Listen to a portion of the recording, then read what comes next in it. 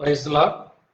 நம்முடைய ஆண்டவரும் அருமை இரட்சகரும் மீட்பரும் ஆகிய கர்த்தராகிய இயேசு கிறிஸ்துவின் இனிய நல் நாமத்திலே உங்களுக்கு இந்த அருமையான புதிய மாதத்திலே இந்த புதிய நாளிலும் தேவ கரத்திலே நாம் வரும்படியாக தேவனாகிய கர்த்தர் நமக்கு இந்த நாளை ஆசீர்வதித்து கொடுத்து இந்த நல்ல வேளையிலே தேவ சமூகத்திலே தேவனை ஆராதிக்க, அவரை கனப்படுத்த, மகிமைப்படுத்த, மகிமையின் தேவனும் மகத்துவமானவரும் உண்மை செய்கிறவருமாய் சுற்றித் திரிந்த அந்த ஜீவ தேவனை, நம்மை மட்டும் பாதுகாத்தவரை, நம்மை கனிமணி போல அணைத்து கொண்டவரை, ஒரு தாய் தந்தை தகப்பன் நம்மை கைவிட்டாலும் தயவாய் நம்மை காக்கிற தேவன் அவர். இந்த பூமியிலே எத்தனையோ காரியங்கள் நம்மை சுற்றி நடந்தாலும் இவைகள் எல்லாவற்றிலும் இருந்து நமக்கு பெரிய கிருபையும் இரக்கத்தையும் கொடுத்து நம்மை பாதுகாத்து வழிநடத்துகிற அந்த மகத்துவமான தேவன் அவர். அப்படிப்பட்ட அந்த தேவனுக்கு, அவருடைய அநாதி சிநேகத்தினை, அந்த அன்பை இரக்கத்தை நினைத்து அந்த மகத்துவமான தேவனுக்கு நன்றி சொல்லும் விதமாக நாம் வாய்களை திறந்து கர்த்தரை கனப்படுத்தி நாம் ஸ்தோத்தரித்து ஸ்துதிப்போமாய். ஸ்தோத்தரிக்கலாம். ஸ்தோத்தரிக்கிறோம். ஸ்தோத்திரம் ஆண்டவரே, உம்மை துதிக்கிறோம் துதிக்கிறோம் துதிக்கிறோம் ஐயா, உம்மை ஸ்தோத்தரிக்கிறோம் ஸ்தோத்தரிக்கிறோம். மகிமை மகத்துவமானவரே, உம்மை துதிக்கிறோம். உன்னதமானவரே, உம்மை துதிக்கிறோம். பரிசுத்தம் உள்ளவரே, உம்மை துதிக்கிறோம். பரிகாரியே, உம்மை துதிக்கிறோம். ஜீவ தேவனே, உம்மை துதிக்கிறோம். தேவாதி தேவனே, உம்மை துதிக்கிறோம். ராஜாதி ராஜனே, உம்மை துதிக்கிறோம். கத்தாதி கத்தரே, உம்மை துதிக்கிறோம். கத்தராகிய இயேசு கிறிஸ்துவே, உம்மை துதிக்கிறோம் துதிக்கிறோம் துதிக்கிறோம் துதிக்கிறோம் துதிக்கிறோம் அப்பா. இதோ கடந்த 8 மாதங்கள் எங்களை கனிமணி போல பாதுகாத்தீரே ஆண்டவரே. இந்த 9ஆம் மாதத்திலே, இந்த முதலாம் ஞாயிற்றுக்கிழமை நாளிலே ஆண்டவரே, உம்மை ஆராதிக்க தொழுது கொள்ள இந்த நேரத்தை கொடுத்திருக்காய் ஸ்தோத்திரம். உம்முடைய அன்பு பெரியது, உம்முடைய இரக்கம் பெரியது, உம்முடைய தயவு பெரியது, உம்முடைய கிருபை பெரியதப்பா. நீர் மகிமையும் மகத்துவமானவராய், உன்னதமானவராய், பரிசுத்தமுள்ள தேவனாய், உம்முடைய பிள்ளைகளை பாதுகாக்கிற தேவனாய், உம்முடைய பிள்ளைகளுக்காய் உம்முடைய இரத்தத்தை சிந்தி மீட்டவரும் ஆகி உமக்கு நன்றி செலுத்து. உம்முடைய இரத்தத்திலே எங்களை கழுவினக்காய் ஸ்தோத்திரம். எங்களை உணர்வுள்ளவனாய், பரிசுத்தம் உள்ளவராய் மாற்றினக்காய் ஸ்தோத்தரிக்கிறோம் அப்பா. தேவ தயவு கிருபை தொடர்ந்து உடைய பிள்ளைகளாகி எங்களுக்கு கிடைக்கட்டும். இந்த நாளிலும் கூட உடைய அன்பு ஆசீர்வாதம், இந்த வழிநடத்தல் ஆலோசனை, இந்த ஆராதனையிலே துவக்கம் முதல் முடிவரை பிரசன்னமும் எங்களோடு கூட இருக்கட்டும். தேவ நாம மாத்திரம் மகிமைப்படட்டும். பாடல்களிலும் ஆண்டவரே, நாங்கள் ஏறெடுக்கிற வேண்டுதல் விண்ணப்பத்தில் உடைய கரம் எங்களோடு கூட இருந்து உடைய நாமத்தை மகிமைப்படுத்த கிருபை பலனை தர வேண்டுமா? இயேசு கிறிஸ்துவினுடைய பரிசுத்த நாமத்திலே ஆமென். கர்த்தர் தாமே மகிமைப்படுவாராக. ஆண்டவராகிய இயேசு கிறிஸ்து நாமத்தில் உங்களுக்கு வாழ்த்து சொல்லுகிறேன். தேவநாம மகிமைக்காக பாட்டு புத்தகத்திலே 886வது பாடல், அப்பாவும் கிருபைகளால் என்னை காத்து கொண்டீரே. அப்பாவும் கிருபைகளால் என்னை அணைத்து கொண்டீரே என்கிற பாடல். கஷ்ட நேரத்திலும் வியாதியின் நேரத்திலும் விடுதலை கொடுத்தவர். சூழ்நிலைகள் மாறினாலும் நம்மை மாறாதல் காத்த தேவனவர். தடைகளை உடைத்தெறிகிறவர். தாய் தந்தை போல நம்மை தோளிலே சுமக்கிற தேவனவர். அவர் தயவாய் நமக்கு கிருபை இரக்கத்தை கொடுத்த அந்த உன்னத தேவனுக்கு நன்றி சொல்லி நாம் பாடலாம். அப்பா உன் கிருபைகளா என்னை, அப்பாவும் கிருபைகளா என்னை அணைத்து கொண்டீரே. அப்பாவும் கிருபைகளா காத்து கொண்டீரே. அப்பாவும் கிருபைகளா என்னை அணைத்து கொண்டீரே. தாங்கி நடத்தும் கிருபை இது, தாழ்வில் நினைத்த கிருபை இது, தாழ்வில் நினைத்த கிருபை இது, தாழ்வில் நடத்தும் கிருபை இது. தந்தையும் தாயும் கைவிட்டாலும் தயவாய் காக்கும் கிருபை. தந்தையும் தாயும் கைவிட்டாலும் தயவாய் காக்கும் கிருபை. அப்பா உன் கிருபைகளா என்னை காத்து கொண்டீரே. இயேசு அப்பா கிருபைகளா என்னை அணைத்துக் கொண்டீரே. என்னை நினைக்கும் கிருபை இது, என்னை நடத்தும் கிருபை இது, என்னை நினைக்கும் கிருபை இது, என்னை நடத்தும் கிருபை இது. தந்தையை போல தோளை சுமந்து என்னை நடத்தும் கிருபை, தந்தையை போல தோளை சுமந்து என்னை நடத்தும் கிருபை இது. அப்பாவும் கிருபைகளா என்னை காத்து கொண்டீரே. இயேசு அப்பா கிருபைகளா என்னை அணைத்துக் கொண்டீரே. வியாதி நேரத்தில் காத்த கிருபை, விடுதலை கொடுத்த தேவ கிருபை. வியாதி நேரத்தில் காத்த கிருபை, விடுதலை கொடுத்த தேவ கிருபை. சூழ்நிலைகள் மாறினாலும் மாறாமை தாங்கிடும் கிருபை.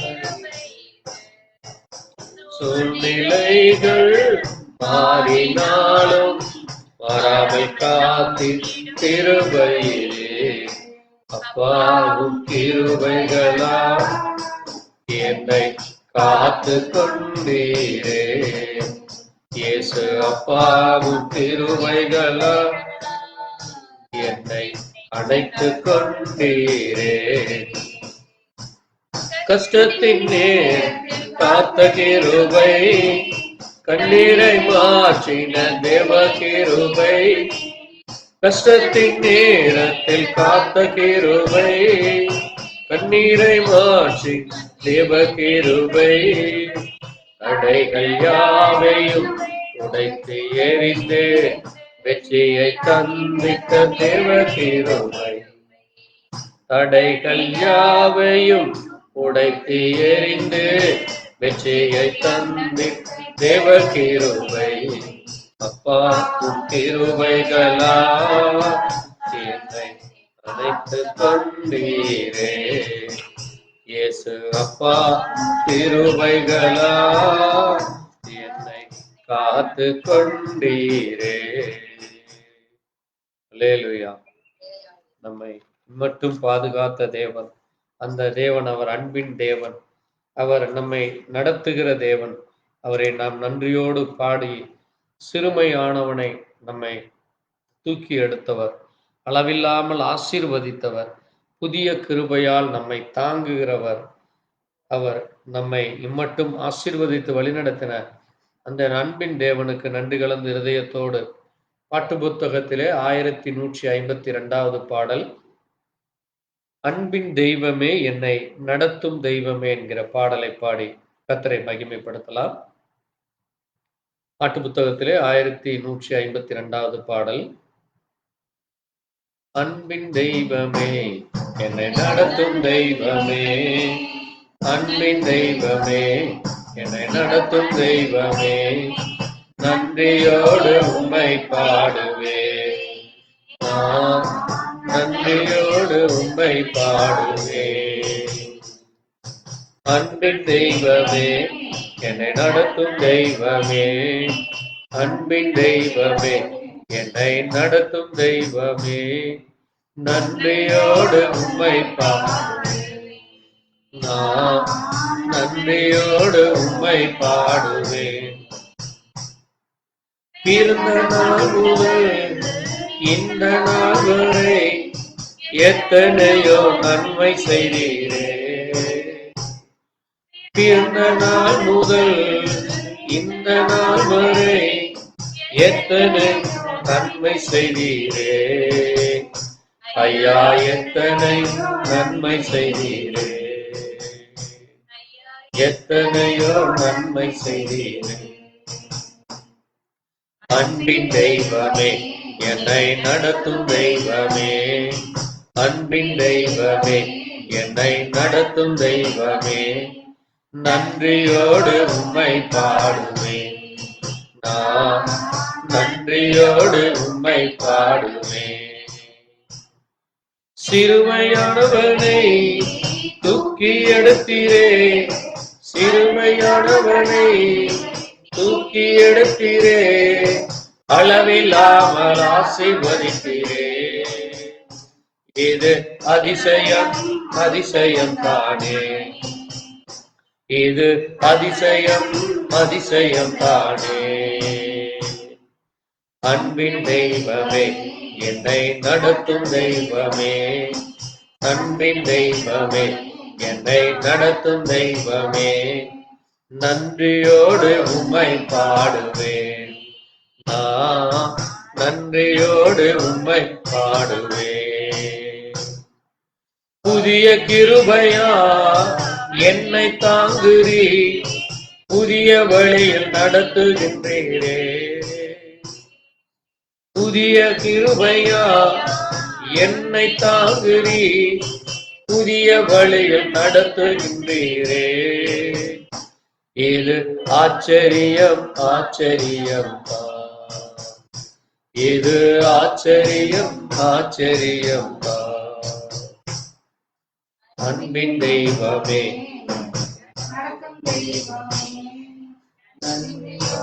உம்மை பாடுவேன். நான் நன்றியோடு உம்மை பாடுவேன், உம்மை பாடுவேன். பரம குயவனே, உமது கரங்களில் என்னையும் கொடுத்து விட்டேனே. பரம குயவனே, உமது கரங்களில் என்னையும் கொடுத்து விட்டேனே. உம் சித்தம் போல் என்னை நடத்துமே, உம் சித்தம் போல என்னை நடத்துமே. அன்பின் தெய்வமே, என்னை நடத்தும் தெய்வமே, அன்பின் தெய்வமே, என்னை நடத்தும் தெய்வமே, நன்றியோடு உம்மை பாடுவேன். நான் நன்றியோடு உம்மை பாடுவேன். பிறந்த நாள் முதல் இந்த நாள் வரை எத்தனையோ நன்மை செய்தீரே. பிறந்த நாள் முதல் இந்த நாள் வரை எத்தனையோ நன்மை செய்தீரே. ஐயா, எத்தனையோ நன்மை செய்தீரே. அன்பின் அன்பமே, என்னை நடத்தும் தெய்வமே, அன்பின் தெய்வமே, என்னை நடத்தும் தெய்வமே, நன்றியோடு உம்மை பாடுவேன். நான் நன்றியோடு உம்மை பாடுவேன். அல்லேலூயா, ஆமென். தேவன் நம்மை மட்டும் ஆசீர்வதித்து இந்த 9 மாதங்களை காண கர்த்தர் நமக்கு கிருபை கொடுத்திருக்கார். தேவ தயவு, தேவ ஆசீர்வாதம், வழிநடத்தல் இம்மட்டும் நம்மோடு கூட இருந்ததற்காக நன்றி கலந்த இருதயத்தோடு தேவனுக்கு நன்றி சொல்லி, ஆண்கள் பகுதியில் இருந்து யாராவது ஒருவர் இந்த நேரத்திலே தேவ கரத்திலே இந்த ஆராதனை ஒப்பு கொடுத்து சத்தமாய் கர்த்தரை கனப்படுத்தி மகிமைப்படுத்தி ஸ்தோத்தரித்து, அவர் இம்மட்டும் நம்மை வழிநடத்தின எபினேசர் அவர். இந்த புதிய மாதம் முழுவதும் இந்த மாதத்திலே ஒவ்வொரு நாளும் அவருடைய கிருபை, இரக்கம், அவருடைய சித்தம், அவருடைய அன்பு, ஆசீர்வாதம், வழிநடத்துகிற ஆலோசனை, அவருடைய பாதுகாப்பு, அவருடைய இரக்கம், தயவு தொடர்ந்து நமக்கு கிடைக்க தேவ கரத்திலே ஒரு நிமிஷம் நம்மை முழங்கால் படியிட்டு தேவ சமூகத்தில் நம்மை தாழ்த்தி நாம் ஜெபிக்கலாம். ஸ்தோத்திரமானவரே, ஆண்கள் பகுதியில் யாராவது ஜெபிக்கலாம். ஸ்தோத்திரமானவரே, ஸ்தோத்திரம். நன்றி அப்பா, நன்றி ஐயா, ஆமென்.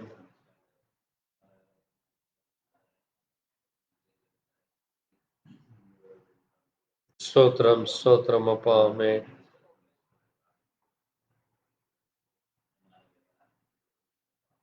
ஸ்தோத்திரம் ஆண்டவரே, ஆமென் ஐயா.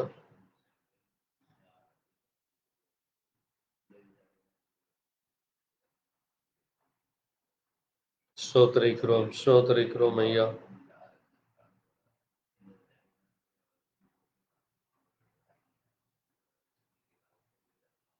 ஸ்தோத்திரம் ஸ்தோத்திரம் ஆண்டவரே. ஆமென் ஆண்டவரே.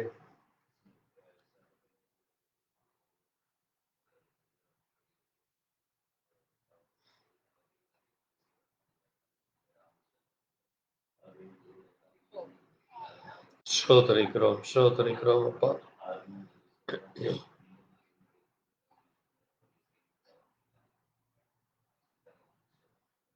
நன்றி ஐயா, நன்றி அப்பா. ஆமென் ஆமென். ஸ்தோத்திரம் ஸ்தோத்திரம் ஆண்டவரே.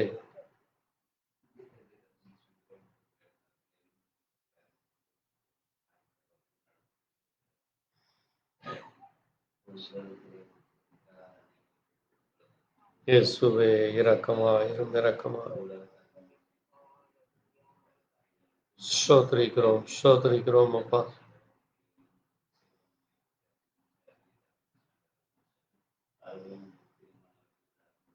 ஸ்தோத்திரம் ஸ்தோத்திரம் ஆண்டவரே. ஆமென் ஆமென். இயேசுவே இரக்கமாயிரும் இரக்கமாயிரும்.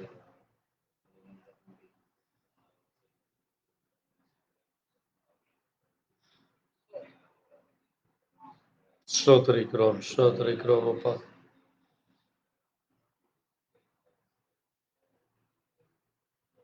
நன்றி ஐயா. ஆமென் ஆமென் இயேசுவே.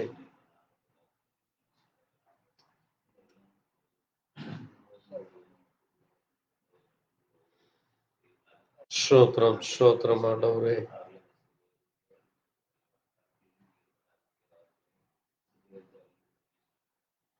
ஸ்தோத்திரம் ஸ்தோத்திரம் அப்பா.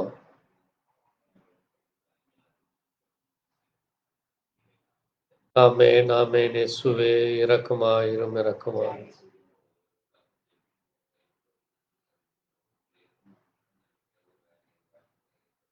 கிருபை கிருபை ராஜாவே இரக்கம் ஐயா. ஸ்தோத்திரம் ஆண்டவரே. ஆமென்.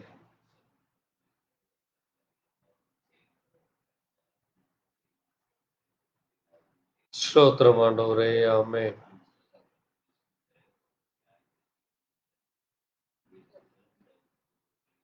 நன்றி ஐயா, நன்றி அப்பா. ஆமென் ஆமென். ஸ்தோத்திரம் ஆண்டவரே. ஸ்தோத்திரம்.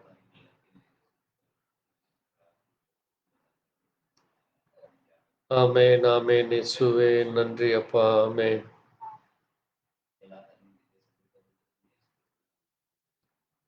ஆமென். தேவன் நம் ஜெபத்தை கேட்டதற்காய் ஸ்தோத்தரிப்போம். ஸ்தோத்திரம் ஸ்தோத்திரம் ஸ்தோத்திரம் ஆண்டவரே. உம்முடைய கிருபை இரக்கம் உம்முடைய பிள்ளைகளாகி எங்களுக்கு கொடுத்ததற்காய் ஸ்தோத்திரம். உம்முடைய அன்பிற்காய் ஸ்தோத்திரம். உம்முடைய அரவணைப்புக்காய் ஸ்தோத்திரம். நீ செய்த நன்மைகளுக்காய் ஸ்தோத்தரிக்கிறோம். நீரே மகிமைப்படும். தொடர்ந்து பெண்கள் பகுதியிலிருந்து யாராவது ஒருவர் தேவனை கனப்படுத்தி ஸ்தோத்தரித்து இந்த புதிய மாதத்தை காண கிருபை கொடுத்ததற்காய் நன்றி கலந்த இதயத்தோடு நாம் ஜெபிக்கலாம். ஸ்தோத்திரம் ஆண்டவரே. ஆமென் ஆமென்.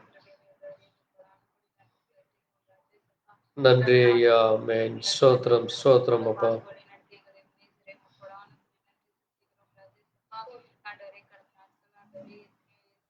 ஆமென் இயேசுவே நன்றி ஐயா, நன்றி அப்பா. ஆமென். ஸ்தோத்திரம் ஸ்தோத்திரம் அப்பா.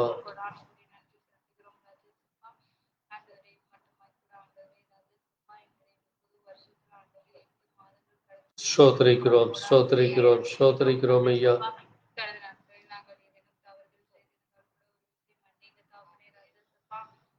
நன்றி ஐயா, நன்றி அப்பா. ஆமென் ஆமென். ஸ்தோத்திரம் ஸ்தோத்திரம் ஆண்டவரே. ஆமென். இயேசுவே இரக்கமாயிரும் இரக்கமாயிரும். ஸ்தோத்திரம் ஸ்தோத்திரம் ஆண்டவரே. ஆமென். ஸ்தோத்திரிக்கிறோம் ஸ்தோத்திரிக்கிறோம்.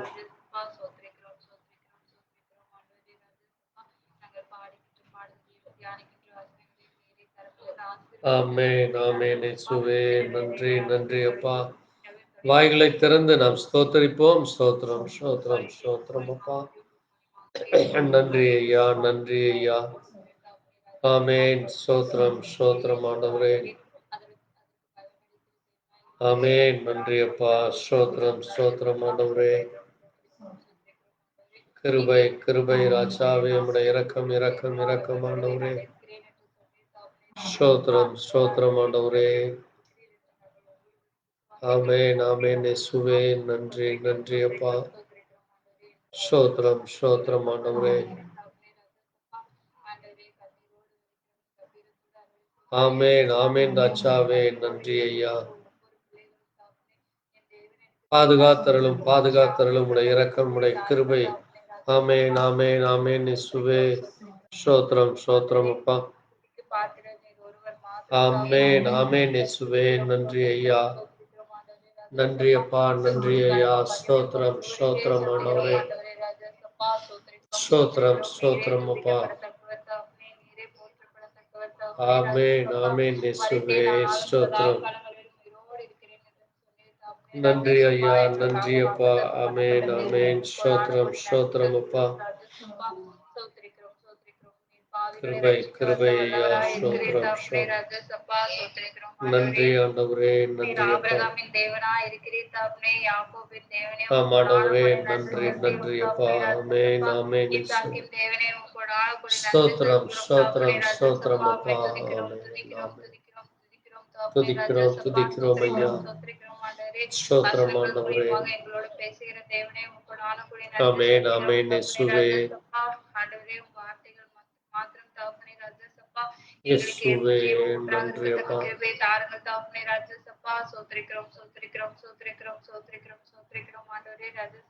ஆமென் இயேசுவே. ஸ்தோத்திரம் ஸ்தோத்திரம் அப்பா. கிருபை தாரும் கிருபை தாரும் அப்பா. ஆமென் ஆமென் இயேசுவே.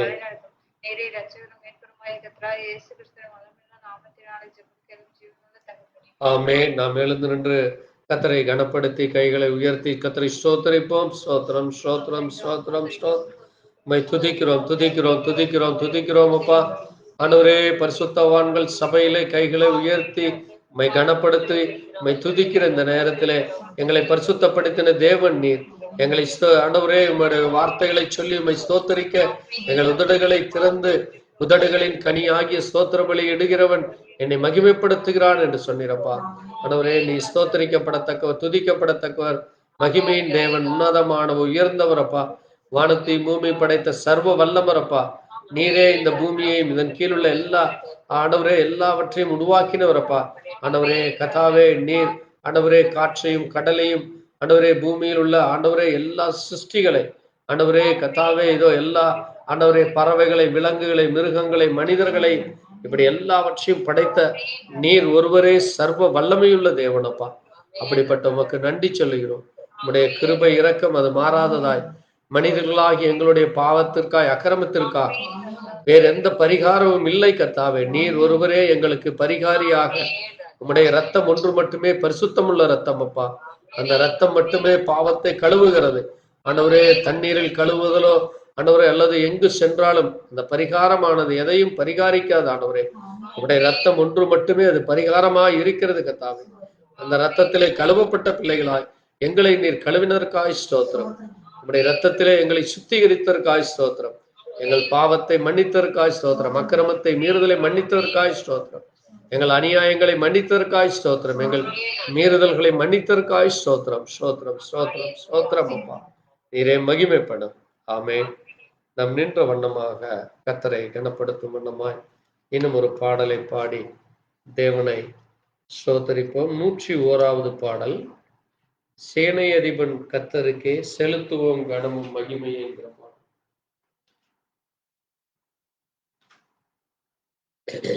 பாட்டு புத்தகத்திலே 101வது பாடல்.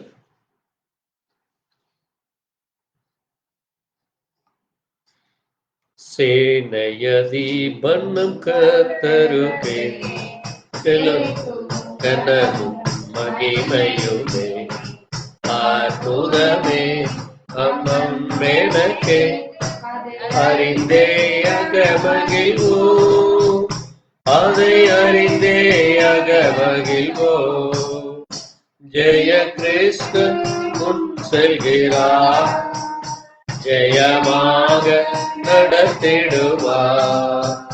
ஜெய கீதங்கள் நாம் பாடியே ஜெய கொடியும் ஏற்றிடுவோம். ஜெயம் அல்லேலூயா அவர் நாமத்திற்கே, ஜெயம் அல்லேலூயா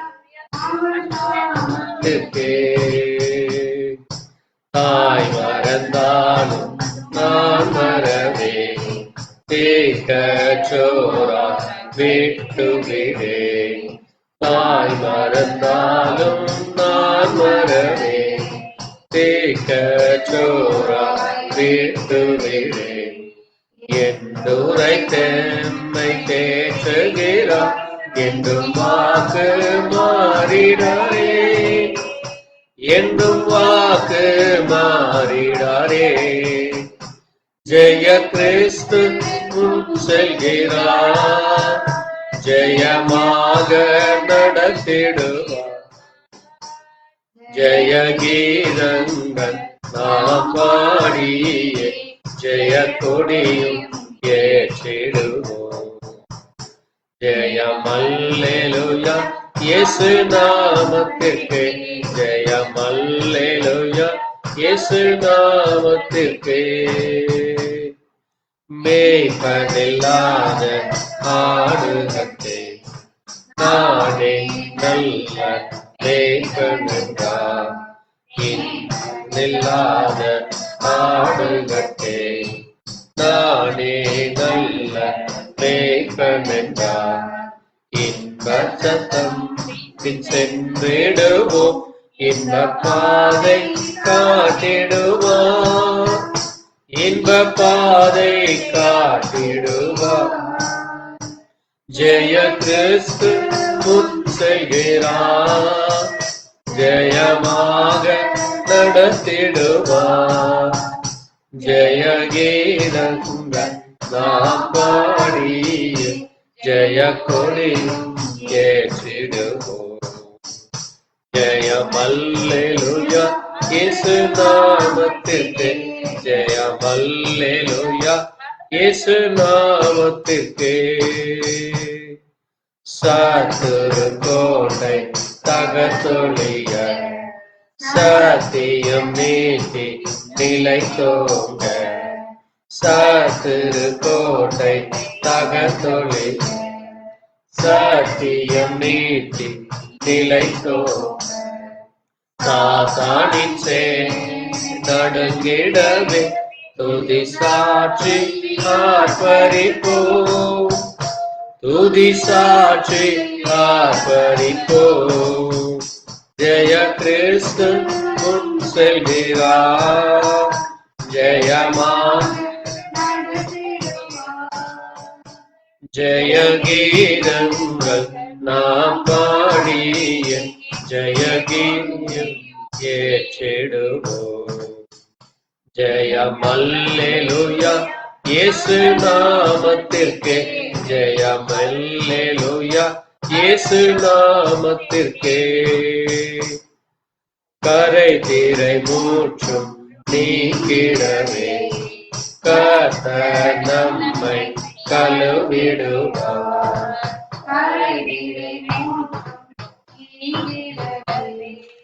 கர்த்தர் நம்மை கழுவிடுவார். வருகையில் எம்மை சேர்க்கும் வரை வலுவாமல் காத்து கொள்வார், வலுவாமல் காத்து கொள்வார். ஜெய கிறிஸ்து முன் செல்கிறார், ஜெயமாக நடத்திடுவார். கீதங்கள் ஜெய கொடியும் ஏற்றிடுவோம். ஜெயம் அல்லேலூயா இயேசு நாமத்திற்கு, ஜெயம் அல்லேலூயா இயேசு நாமத்திற்கு. அல்லேலூயா. ஆமென். கர்த்தர் தாமே மகிமைப்படுவாராக. தேவநாமம் மகிமைப்படும்படியாக நாம் தொடர்ந்து இந்த நேரத்திலே ஜெபித்து தேவ சமூகத்திலே இந்த ஆராதனையை ஒப்பு கொடுத்து நாம் கர்த்தருடைய வார்த்தைகளை வாசித்து நாம் செய்திக்குள்ளாய் கடந்து செல்லலாம். இந்த நேரத்திலே நின்ற வண்ணமாக நாம் ஜெபிக்கலாம். நாம் ஜெபிப்போம். சோதரிக்கிறோம், சோதரிக்கிறோம், சோதரிக்கிறோம். அப்பா, கிருபை இரக்கம் நிறைந்தவரே, உம்மை துதிக்கிறோம். தேவாதி தேவனே உம்மை துதிக்கிறோம். ராஜாதி ராஜனே உம்மை துதிக்கிறோம். ஆண்டவரே உம்மை பாட, உம்மை புகழ, உம்மை கனப்படுத்த, ஆண்டவரே உம்மை ஸ்தோத்தரிக்க, ஆண்டவரே நீர் கிருபை கொடுத்தீரப்பா. நீரை ஸ்தோத்தரிக்கப்படத்தக்கவர், துதிக்கப்படத்தக்கவர். நீர் மகிமையின் தேவன், மாட்சிமை உள்ளவர் அப்பா. நீர் அற்புதங்களையும் கனத்தையும் மகிமைக்கு பாத்திரராய் இருக்கிறீரப்பா. அப்படிப்பட்ட உமக்கு நன்றி சொல்லி உம்மை புகழ்ந்து பாட தேவ கிருபை கொடுத்தீர். உம்மிடத்திலே நீர் செய்த எல்லா நன்மைகளுக்காய் நாங்கள் உமக்கு நன்றி சொல்ல, ஆண்டவரே எங்கள் வேண்டுதலை விண்ணப்பத்தை கேட்டதற்காய் ஸ்தோத்தரிக்கிறோம்.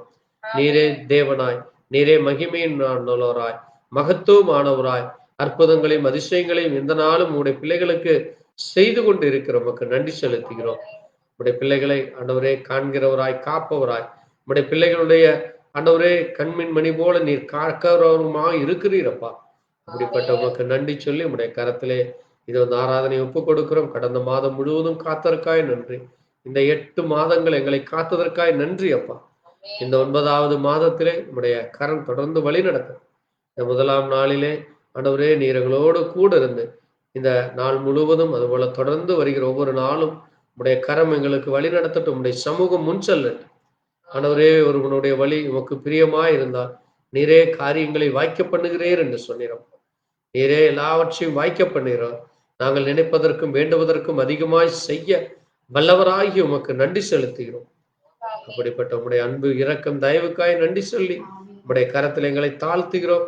எங்களை தலை மட்டுமாய் உம்முடைய பாதம் மட்டுமாய் குனிந்துமை போற்றுகிறோமை கனப்படுத்துகிறோம். உடைய பாதத்திலே நாங்கள் சரணடைகிறோம் அப்பா. விடத்துல வருகிற ஒருவனையும் நீர் புறம்பே தள்ளுவதில்லை என்று சொன்னீரப்பா. அப்படிப்பட்ட உமக்கு நன்றி சொல்லி உம்முடைய கரத்தில் எங்களை தாழ்த்தி ஒப்பு கொடுக்கிறோம். நீரே பொறுப்படுத்தி வழிநடத்தி உம்முடைய கரத்தில் எங்களை தாங்கி எங்களை தூக்கி சுமக்கிற தேவனாய், எங்களை தாங்குகிற தேவனாய், எங்களை வழிநடத்துகிற தேவனாய் இருக்கிறேன். அப்படிப்பட்ட உமக்கு நன்றி சொல்லி உம்முடைய கரத்திலே தாழ்த்துகிறோம். தொடர்ந்து வாசித்து தியானிக்கிற உம்முடைய சத்திய வார்த்தையின் மூலமாய் தேவன் எங்களோடு கூட பேச வேண்டுமா இயேசு கிறிஸ்துவினுடைய பரிசுத்த நாமத்திலே கர்த்தர் தாமே மகிமைப்படுவாராக. நாம் நின்ற வண்ணமாக நாம் 7 சபை காரியங்களை குறித்து நாம் தியானித்துக் கொண்டு வருகிறோம் கடந்த 3 வாரங்களாக. இன்றைக்கு அதனுடைய தொடர்ச்சியாக இன்னும் ஒரு முக்கியமான காரியத்தை இந்த 1ஆம் அதிகாரத்திலே நான் உங்களுக்கு அதை விவரித்து சொல்ல வேண்டும் என்று விரும்புகிறேன். ஏனென்றால் நம்முடைய தீர்க்கதரிசி இந்த 1ஆம் அதிகாரத்திலே இங்கே இயேசு கிறிஸ்துவை ஒரு 7 காரியங்களை அவருடைய அந்த தன்மையிலே பார்க்கிறதை நாம் விவரித்து சொல்லுவதை நாம் நிச்சயமாய் தியானிக்க வேண்டிய அவசியமாக இருக்கிறது.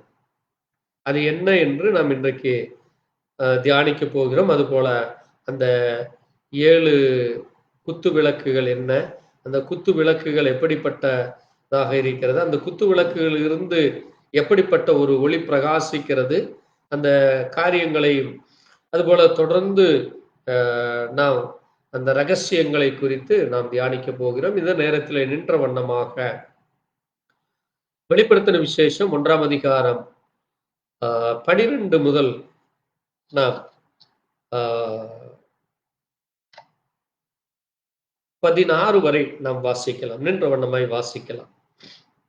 அப்பொழுது என்னுடனே பேசின சத்தத்தை பார்த்து திரும்பினேன்.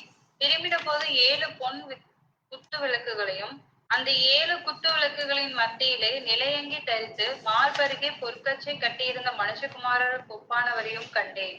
அவருடைய சிரசும் மயிரும் வெண்பஞ்சை போலவும் உறைந்த மலையை போலவும் வெண்மையாய் இருந்தது. அவருடைய கண்கள் அக்கினி ஜுவாலையை போல் இருந்தது. அவருடைய பாதங்கள் உலைகளத்தில் காய்ந்த பிரகாசமான வெண்கலம் போல் இருந்தது. அவருடைய சத்தம் பெரு வெள்ளத்து இறைச்சலை போல் இருந்தது. தமது வலது கரத்திலே 7 நட்சத்திரங்களையும் ஏந்தி கொண்டிருந்தார். அவர் வாயிலிருந்து இருபுறமும் கருக்குள்ள பட்டயமும் புறப்பட்டது. அவருடைய முகம் வல்லமையாய் பிரகாசிக்கிற சூரியனை போல் இருந்தது. வாசித்த வார்த்தையிலே கர்த்தர் தாமே ஆசீர்வதிப்பாராக. நாம் ஒரு நிமிடம் ஜெபித்து நாம் உட்காரலாம். கிருபை இரக்கம் நிறைந்த எங்கள் தேவனே, இது அந்த நேரத்திலே வாசிக்கப்பட்ட உடைய வார்த்தைகளை நீர் அன்றைக்கு உடைய தீர்க்கதரிசி மூலமாய் அதை எவ்வாறு விவரித்து சொன்னீரோ அதை நாங்களும் இந்த நேரத்திலே தியானித்து அதை காரியங்களை புரிந்து கொள்ள, அதை அறிந்து கொள்ள, அந்த மகத்துவங்களை, அந்த மகிமையை, அதிலே சொல்லப்பட்ட ஞான அர்த்தங்களை உணர்ந்து கொள்ளத்தக்கதாக தேவன் தாம் எங்களோடு கூட பேசும். பேசுகிற அடியானை மறைத்து மூடி நீர் அடியனுடைய உதடிலே இருந்து பேசுகிற அந்த சத்தத்தை ஆண்டவரே உம்முடைய பிள்ளைகளாகிய நாங்கள் ஒவ்வொருவரும் கேட்கத்தக்கதாய் எங்கள் ஒவ்வொருடைய செவிகளையும் இருதயத்தையும் நீர்தாமே திறந்து அந்த வார்த்தை என்னும் அப்பத்தினாலே எங்களை போஷித்து நாங்கள் அதிலே வருகிற எல்லா ஆசீர்வாதங்களையும் அதிலே சொல்லப்பட்டிருக்கிற எச்சரிப்புகள் அதிலே வந்திருக்கிற சாபங்களை குறித்து உணர்ந்து நாங்கள் அதிலிருந்து விலகி பாதுகாத்துக் கொள்ள தேவன் எங்களை கரம் பிடித்து வழிநடத்த வேண்டுமா இவருடைய கரத்திலே தாழ்த்துகிறோம். நீரே எச்சரிக்கிற தேவனாய் இருக்கிறீர். நீர் ஆண்டவரை உம்முடைய பிள்ளைகளை பாதுகாக்கிற தேவனாய் இருக்கிறீரப்பா. அப்படிப்பட்ட உமக்கு நன்றி சொல்லி உம்முடைய கரத்திலே தாழ்த்தி ஒப்பு கொடுக்கிறோம் எல்லாவற்றையும் இயேசு கிறிஸ்து நம்முடைய பரிசுத்த நாமத்திலே. நீங்கள் உட்காரலாம். ஆண்டவராகிய இயேசு கிறிஸ்துவின் இனிய நல்ல நாமத்திலே மீண்டுமா எங்கள் ஒவ்வொருவருக்கும் இந்த புதிய மாதத்திலே தேவன் நம்மை இந்த 8 மாதங்கள் காத்த தேவன் இந்த 9வது மாதத்தை காண கிருபை கொடுத்திருக்காய் நன்றி சொல்லி இந்த நாளிலே கூட நாம் கடந்த வாரங்களிலே 3 வாரங்களாக இந்த அதிகாரத்தை தியானித்துக் கொண்டு வருகிறோம். அநேக காரியங்களை பார்த்தோம்.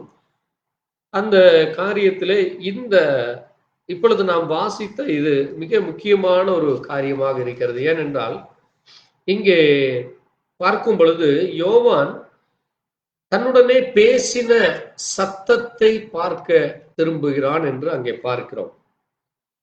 தீர்க்கதரிசி சொல்லும் பொழுது அந்த சத்தம் யாரிடத்திலிருந்து வந்தது, அது யார் என்று அவர் திரும்பவில்லை. அந்த சத்தம் என்ன சொல்லுகிறது என்று அவர் அதை பார்த்தாராமா. ஆமென். அதை போல நாமும் இன்றைக்கு வேதத்திலே சொல்லப்பட்டிருக்கிற இந்த வார்த்தையின் சத்தத்தை நாம் உற்று நோக்கி பார்க்க வேண்டும். ஆமென். நாம் நம்முடைய எண்ணங்களை நம்முடைய சிந்தைகளை வேறு எங்கோ வைத்தில்லாதபடி இந்த சத்தத்தை நீங்கள் உற்று பார்க்க வேண்டும். ஆமென். நம்ம இந்த இடத்துல கூடியிருப்பது தேவனை மட்டுமே ஆராதிக்கிறோம். ஆமென். நம்முடைய தேவன் எப்படிப்பட்டவர்? பரிசுத்தம் உள்ளவர். அவர் பாவிகளுக்கு செவி கொடாத தேவன், பாவத்தை அருவருக்கிற தேவன். ஆனால் ஒரு பாவி மனம் திரும்ப வேண்டும், கவனமாய் கேளுங்கள், ஒரு பாவி மனம் திரும்ப வேண்டும் என்று அவரிடத்திலே வரும் பொழுது அந்த பாவியை ஏற்றுக்கொள்கிற தேவனாக இருக்கிறார். ஆமென். அதனாலதான் பாவிக்கு செவி கொடாத தேவன் என்று அவரை குறித்து சொல்லுது. ஏனென்றால் நீங்க பாவத்திலே ஜீவிக்கும் பொழுது தேவன் அந்த சத்தத்தை அவர் விரும்புவதில்லை. பாவத்தை செய்யும் பொழுது அந்த சத்தத்தை அவர் என்ன செய்தல்ல, விரும்புவதில்லை. அந்த பாவத்திலிருந்து ஆண்டவரே நான் இந்த பாவத்திலிருந்து எனக்கு விடுதலை வேண்டும், இந்த இக்கட்டிலிருந்து எனக்கு விடுதலை வேண்டும், அல்லது இந்த போராட்டத்திலிருந்து எனக்கு விடுதலை வேண்டும், எனக்கு உங்களுடைய ரட்சிப்பு வேண்டும், எனக்கு பாதுகாப்பு வேண்டும், எனக்கு ஜீவன் வேண்டும் என்று யாரெல்லாம் அவரை கூப்பிடுகிறார்களோ அவர்களுடைய சத்தத்தை அவர் கேட்டு பதிலளிக்கிறார். ஆமென். ஆகவே பாருங்க, அதை போல இங்க அந்த சத்தம் ஒன்று வருகிறது. அந்த சத்தம் என்ன சொல்லுகிறது என்று யோவான் பார்க்கிறார். அங்கே அவர் பார்க்கிற பொழுது 7 பொன் குத்து விளக்குகளை அவர் பார்க்கிறார்.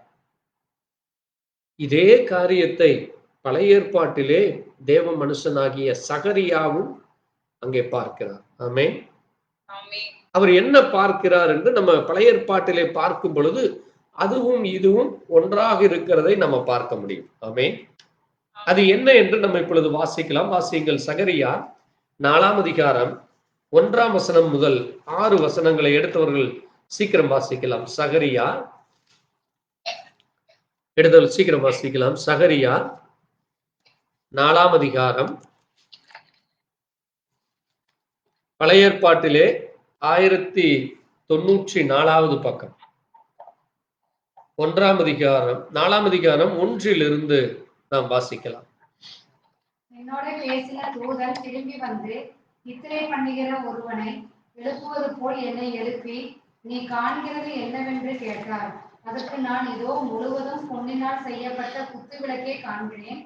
அதன் உச்சியில் அதன் கிண்ணமும் அதன் மேல் அதன் 7 அகல்களும் அதன் உச்சியில் இருக்கிற அகல்களுக்கு போகிற 7 குழாய்களும் இருக்கிறது. அதன் அருகில் கிண்ணத்திற்கு வலதுபுறமாக ஒன்றும் அதற்கு இடதுபுறமாக ஒன்றும் ஆக 2 ஒலிவ மரங்கள் இருக்கிறது என்றேன். நான் என்னோட பேசின தூதனை நோக்கி, ஆண்டவனே, இவைகள் என்னவென்று கேட்டேன். என்னோட பேசின தூதன் மறுமொழியாக, இவைகள் இன்னதென்று உனக்கு தெரியாதா என்றார். ஆண்டவனே, எனக்கு தெரியாது என்றேன். அப்பொழுது அவர், செருபாபேலுக்கு சொல்லப்படுகிற கர்த்தருடைய வார்த்தை என்னவென்றால், பலத்தினாலும் அல்ல, பராக்கிரமத்தினாலும் அல்ல, என்னுடைய ஆவியினாலே ஆகும் என்று சேனைகளின் கர்த்தர் சொல்லுகிறார். ஆமென். பாருங்க, தேவன் அங்கே தன்னுடைய தூதனை அனுப்பி அங்கே நித்திரை செய்து கொண்டிருக்கிற அந்த தேவ மனுஷனாகிய அந்த சகரியாவை அவன் நித்திரை செய்யவில்லை. ஆனால் அவன் நித்திரை செய்கிறது போல அங்கே இருக்கிற அவனை நித்திரை செய்கிறவங்களை எப்படி எழுப்புவாங்க? சீக்கிரம் எந்திரி, சீக்கிரம் எந்திரி, விடிஞ்சிருச்சு, அல்லது ஒரு ஆபத்து வருகிறது, எந்திரி எந்திரி என்று சொல்லி அங்கே கூப்பிடுவது போல அங்கே அவன் என்ன செய்கிறான்? அந்த தூதன் அங்கே இவனை எழுப்பும் பொழுது அந்த தூதன் அவரை பேசுகிறதை அவர் கவனிக்கிறார். அது மட்டுமல்ல, அவர் அங்க அவர் சொல்லுவதை அவர் காண்கிறார். ஆமென். அப்பதான் அந்த தூதன் கேட்கிறார், நீ அங்கே காண்பது என்ன? அங்கே ஒரு தரிசனத்தை அவர் காண்கிறார். ஆமென். அந்த தரிசனத்தை தான் இங்கே யோவானும் காண்கிறார். ஆமென். பாருங்க, 2 பேரும் ஒரே தரிசனத்தை இந்த சகரியா காண்பது எப்பொழுது என்று பார்த்தால், சகரியாவுடைய ஆண்டு இயேசு கிறிஸ்து பிறப்பதற்கு சுமார் 550 ஆண்டுகளுக்கு முன்பாக. எப்பொழுது? இயேசு கிறிஸ்து பிறப்பதற்கு 550 ஆண்டுகளுக்கு முன்பாக. அது மட்டுமல்ல, இந்த யோவான் எழுதினது முதல் நூற்றாண்டிலே, கிபி 95 கிபி 100 கிபி என்று சொல்லுகிறது. இது கிமு. இது எப்பொழுது? கிமு 550. யாரு? சகரியா காண்பது கிறிஸ்து பிறப்பதற்கு முன்பாக 550 ஆண்டுகளுக்கு முன்பாக சகரியா காண்கிற காரியம் அது.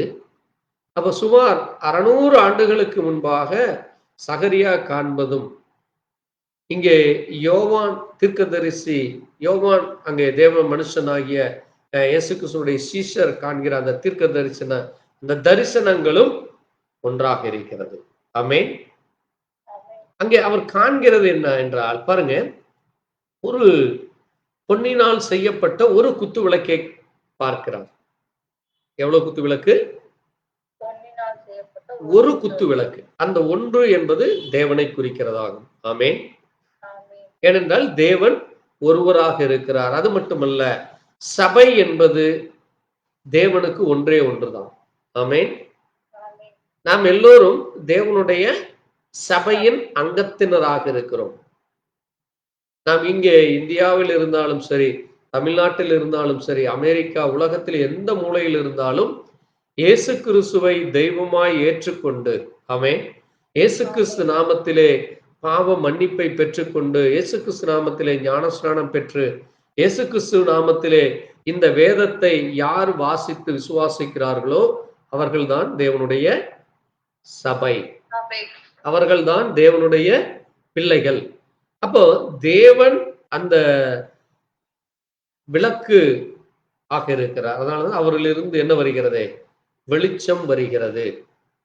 அந்த வெளிச்சம் எப்படி வருகிறது என்றால், அங்கே கவனிச்சார்களா, அதன் அருகில் கிண்ணத்திற்கு வலதுபுறம் ஒன்றும் இடதுபுறம் ஒன்றுமாக 2 ஒலிவ மரங்கள் இருக்கின்றன. அந்த பொன் குத்துவிளக்கு பார்க்கிறார். அதன் உச்சியிலே 2 கிண்ணம் இருக்கிறது. கவனமா பாருங்க. இப்படி ஒரு குத்துவிளக்கு ஒன்று இப்படி நேராக இருக்கிறது. இந்த ஒரு குத்துவிளக்கிலே அந்த மேல் பகுதியிலே ஒரு கிண்ணம் இருக்கிறது. கிண்ணம் எப்படி இருக்கும்? ஒரு ரவுண்டா, அங்க நீங்க பவுல் பார்த்திருப்பீங்க. எண்ணெய் ஊற்றுகிற கிண்ணம் எப்படி இருக்கும்? ஒரு சின்னதா உருண்டையா, இவ்வளவு நீளமா, அந்த பந்துல பாதியை கட் பண்ணி வச்சா எப்படி இருக்கும்? அந்த மாதிரி இருக்கிறது தான் கிண்ணம்.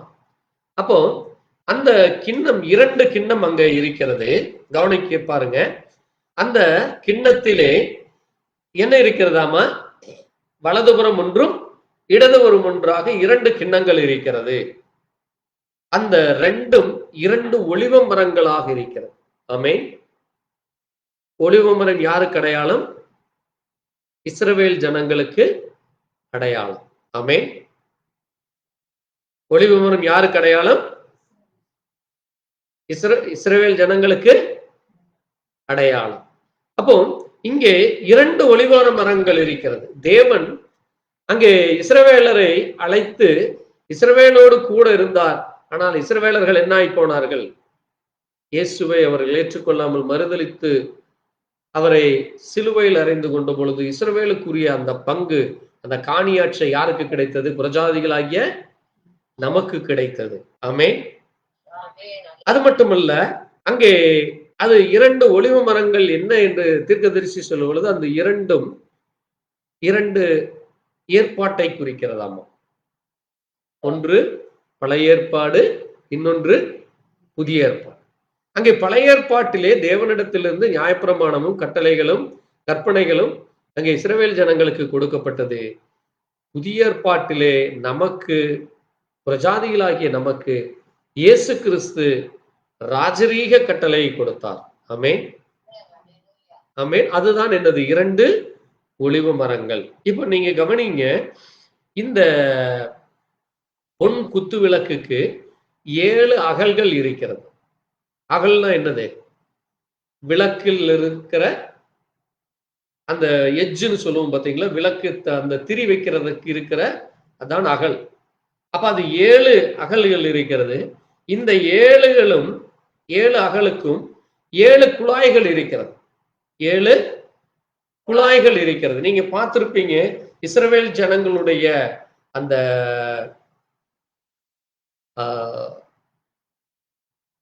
சபையிலே, இஸ்ரவேல் சபையிலே நீங்க பார்க்கும் பொழுது அது மிக அருமையாக தத்ரூபமாக இருக்கும்.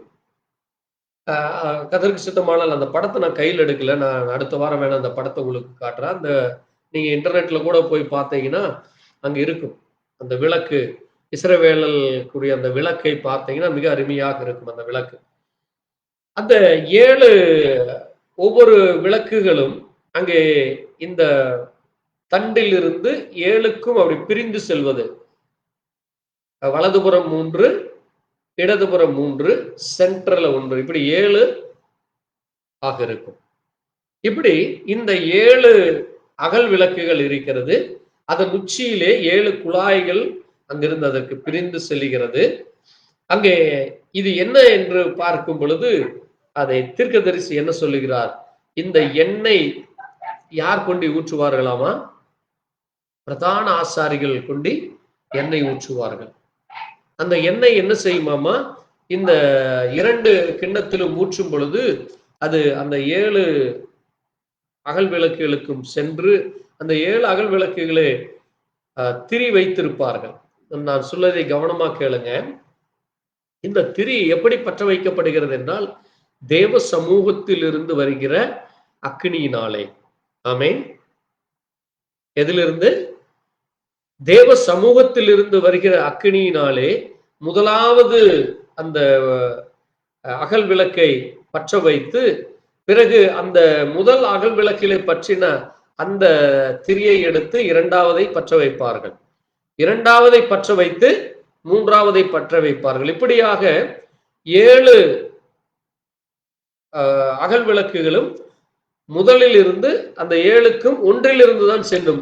7க்கும் 7 குச்சி உரைக்கிறதல்ல. கவனமா புரிஞ்சுக்குங்க. 7 குழாய்களுக்கும் 7 குச்சிகளை உரைத்து பற்ற வைப்பதல்ல.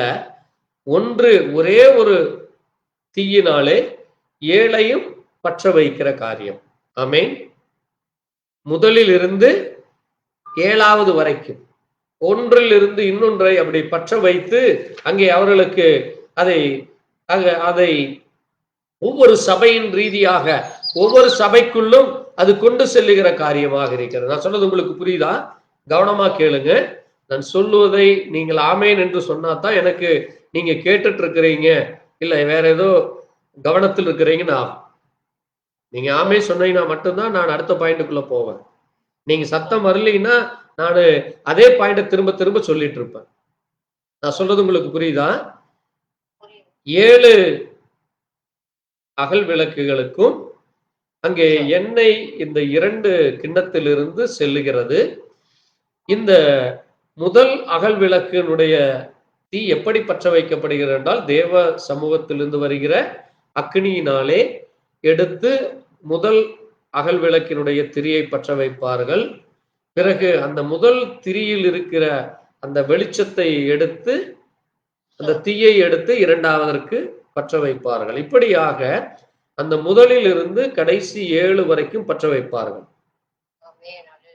அப்ப அது புரியுதா உங்களுக்கு? இது எதற்கு என்று தீர்க்கதரிசி சொல்லுகிறார் என்றால், இந்த 7 குத்து விளக்குகளை குறித்து அவர் சொல்லுகிறது, இது என்ன என்று கேட்கும் பொழுது, இவைகளை உனக்கு தெரியாதா என்று அங்கே அந்த தூதன் கேட்கும் பொழுது அவன் சொல்லுகிறான், அது எனக்கு தெரியாது. அவன் சொல்லுகிறான், அது எனக்கு தெரியாது. ஏன் அவன் தெரியாது என்று சொல்லுகிறான் என்றால், அது அந்த காலத்திலே நடந்த காரியம் அல்ல. புரிகிறதா உங்களுக்கு? சகரியாவுக்கு அது தெரியல. ஏனென்றால் அது சகரியாவின் நாட்களிலே நடந்த காரியம் அல்லது நடக்க போகிற காரியம் அல்ல. அது புதிய ஏற்பாட்டிலே பிரஜாதிகளாகிய இந்த 7 சபைகளுக்கு கொடுக்கப்பட்ட ஒரு தரிசனத்தினுடைய அடையாளமாக இஸ்ரவேல் சபைகளுக்கு சொல்லப்பட்டது. ஆமேன். அதனாலதான் ஆண்டவர் சொல்றாரு, செருபாபேலுக்கு சொல்லப்படுகிறது என்றால், இந்த சகரியாவுடைய இன்னொரு பெயர் தான் செருபாபேல். சகரியாவுடைய இன்னொரு பேர் தான் என்னது? செருபாபேல். அப்போ இந்த செருபாபேலே உனக்கு சொல்லப்படுகிற காரியம், கர்த்தருடைய வார்த்தை என்னவென்றால், இது பலத்தினால் அல்ல, உன்னுடைய பலமோ அல்லது உன்னுடைய பராக்கிரமமோ அல்ல, என்னுடைய ஆவியினாலே ஆகும். எதனால் ஆகும்? என்னுடைய ஆவியினால் மட்டுமே ஆகும்.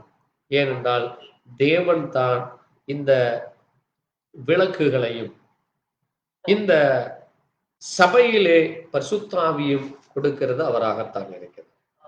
ஆமென்.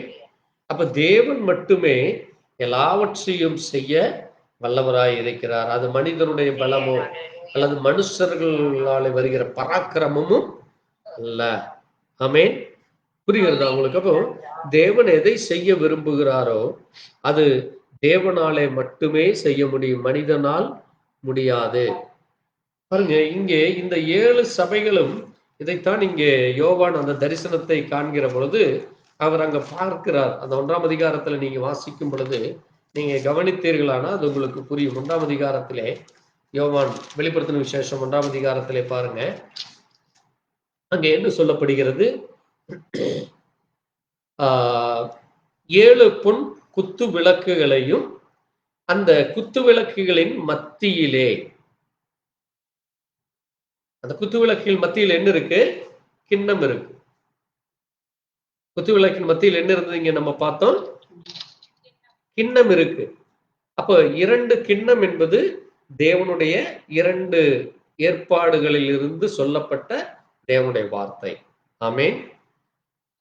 அப்ப பழைய ஏற்பாட்டிலேயும் அங்கே தேவன் தன்னுடைய சபைக்கு பேசுவது, புதிய ஏற்பாட்டிலே இன்றைக்கு பரிசுத்த ஆவியாக இருந்து பேசுவதுதான் என்னதே அங்கே அது தேவன் அந்த மத்தியிலே இருந்து பேசிக்கொண்டிருக்கிற தேவ சத்தமாக இருக்கிறது. அவர் எப்படி இருந்தார் பாருங்க, அங்கே சொல்லி இருக்குது 16ஆம் வசனம் சொல்லுது, தமது வலது கரத்திலே 7 நட்சத்திரங்களை கொண்டிருந்தார். ஆமென். தமது வலது கரத்திலே 7 நட்சத்திரங்களை கொண்டிருந்தார். அதான் அங்கே நீங்க பார்க்கிறீங்க, அது தேவனுடைய கரத்திலே இருக்கிற சபையாக இருக்கிறது. சபை 7 நட்சத்திரங்களை கொண்டது. அங்க நம்ம பார்க்கிறோம், அது விளக்கு அடையாளமாக இருக்கிறது.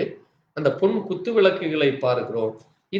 இங்கே புதிய ஏற்பாட்டிலே வரும் பொழுது அந்த விளக்குகள் அனைத்தும் நட்சத்திரங்களாக தேவனுடைய ஊழியக்காரர்களுக்கு அது அடையாளமாக இருக்கிறது. அதனாலதான் அங்கே 20ஆம் வசனம் சொல்லுது, என் வலது கரத்திலே நீ கண்ட 7 நட்சத்திரங்களின் ரகசியத்தையும், 7 நட்சத்திரங்களின் ரகசியத்தையும் 7 பொன் குத்துவிளக்குகளின் ரகசியத்தையும் எழுது. அந்த 7 நட்சத்திரங்களும் 7 சபைகளின் தூதர்.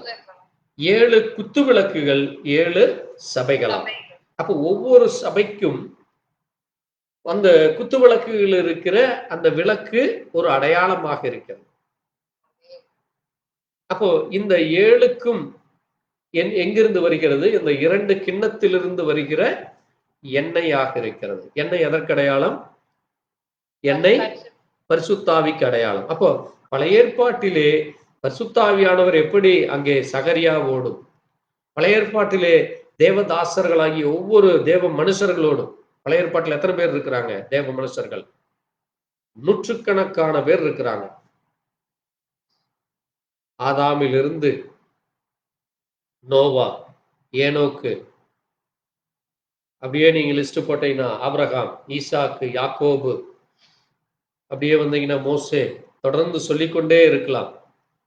தாவீது, கிதியோன், இன்னும் அநேக பேரை சொல்லலாம். எலியா, எரேமியா, ஏசாயா, எசேக்கியேல், மல்கியா, இப்ப நம்ம சொன்ன சகரியா, இப்படி தானியேல், இப்படி நூற்றுக்கணக்கான தேவ மனுஷர்கள் பழைய ஏற்பாட்டிலே எதன் மூலமாக தேவனை அடையாளம் கண்டார்கள்? தேவனுடைய சத்தத்தை கேட்டார்கள் பரிசுத்தாவியினாலே. ஆமென். அப்ப பரிசுத்தாவியானவர் பழைய ஏற்பாட்டிலே அவர்களோடு கூட இருந்து அவர்களுக்கு என்ன செய்ய வேண்டும் என்று அவர்களை எச்சரித்து வழி நடத்தினார். ஆமென். அதை போல இன்றைக்கும் பரிசுத்தாவியானவர் சபைக்குள்ளாக இருக்கிறார். ஆமென்.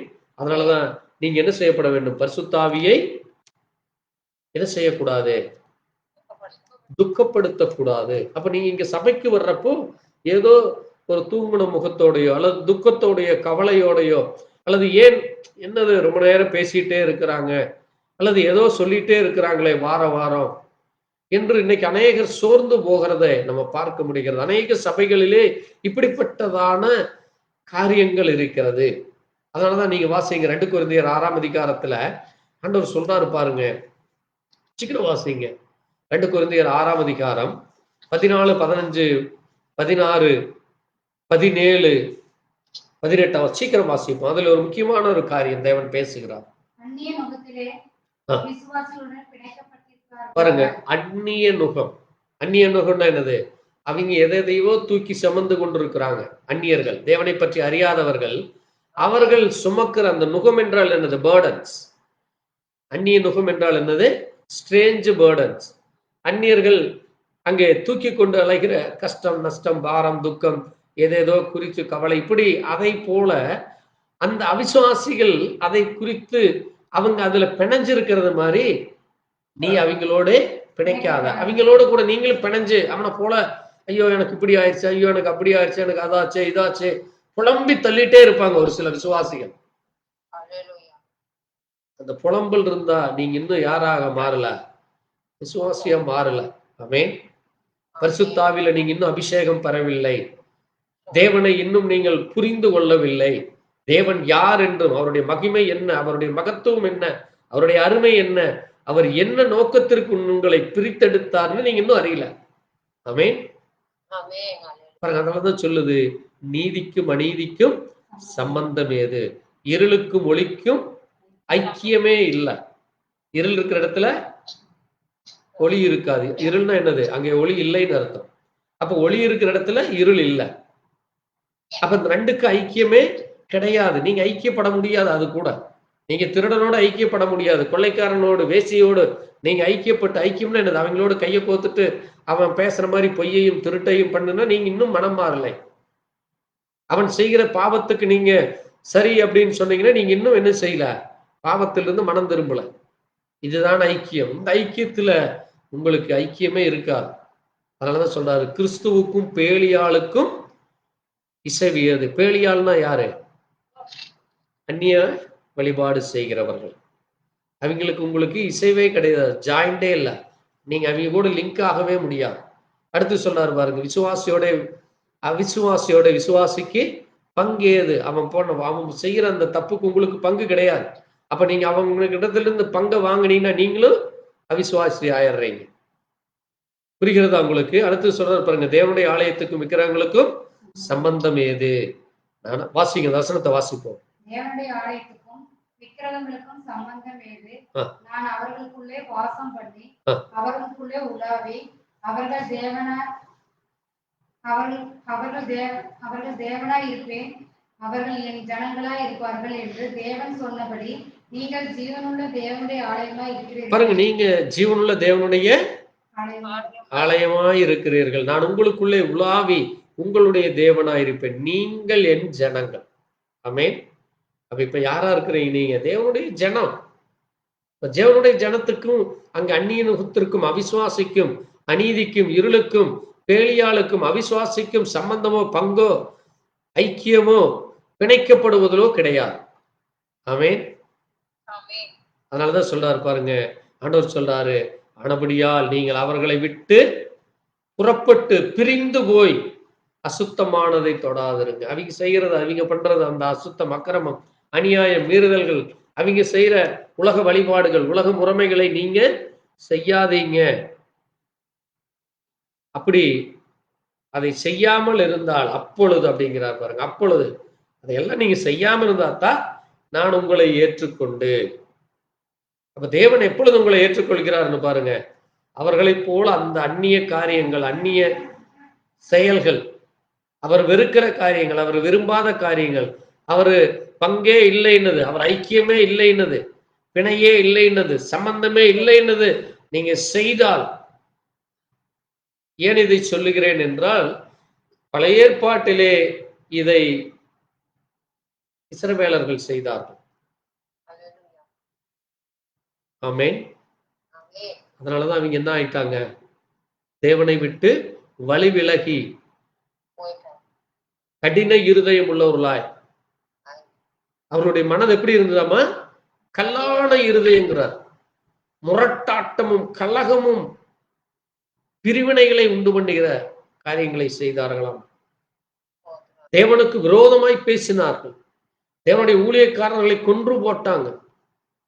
தேவனுக்கு விரோதமாய் எழும்பி நின்று அங்கே பிரிவினைகளை உண்டு பண்ணி, ஒருவருக்கு ஒருவர் சகோதரருக்குள்ளே பிரிவினைகளை உண்டு பண்ணி, ஒருத்தருக்கு விரோதமாய் ஒருத்தர் காரியம் செய்து, அங்கே குடும்பத்திலும் சகோதரருக்குள்ளும் ஐக்கியத்திலும் அவர்கள் எந்த நேரம் குழப்பத்தையும் சண்டையும் அங்கே பிரிவினைகளை உண்டு பண்ணி கொண்டிருந்தாங்க. அது எப்படி அவங்க கற்றுக்கொண்டார்கள் என்றால், அவர்களோடு கூட இருந்த கானானியர்கள் மூலமாக. நீங்க வாசித்தீங்கன்னா ஆண்டவர் சொல்றாரு பாருங்க, இந்த ஜனங்கள் இந்த காரியங்களில் இருந்து அவர்களை நான் விலக்க வேண்டும், அவர்கள் அதை செய்யக்கூடாது, அவர்களை நான் அது அங்கே வாசிங்க, சீக்கிரம் வாசிங்க. ஆண்டவர் சொல்றாரு பாருங்க, நீதிபதிகள் 2ஆம் அதிகாரத்துல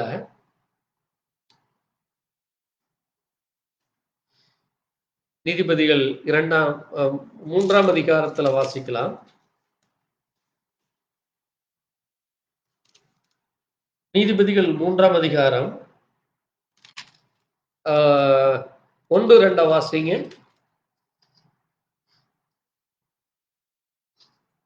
சீக்கிரம் வாசிப்போம். நீதிபதிகள் 3ஆம் அதிகாரம் 1-2 வாசிங்க. சீக்கிரம் எடுத்து வாசிப்போம். சாரி, நியாயாதிபதிகள், நீதிமொழிகள் அல்ல, நியாயாதிபதிகள். சீக்கிரம் எடுப்போம். நியாயாதிபதிகள்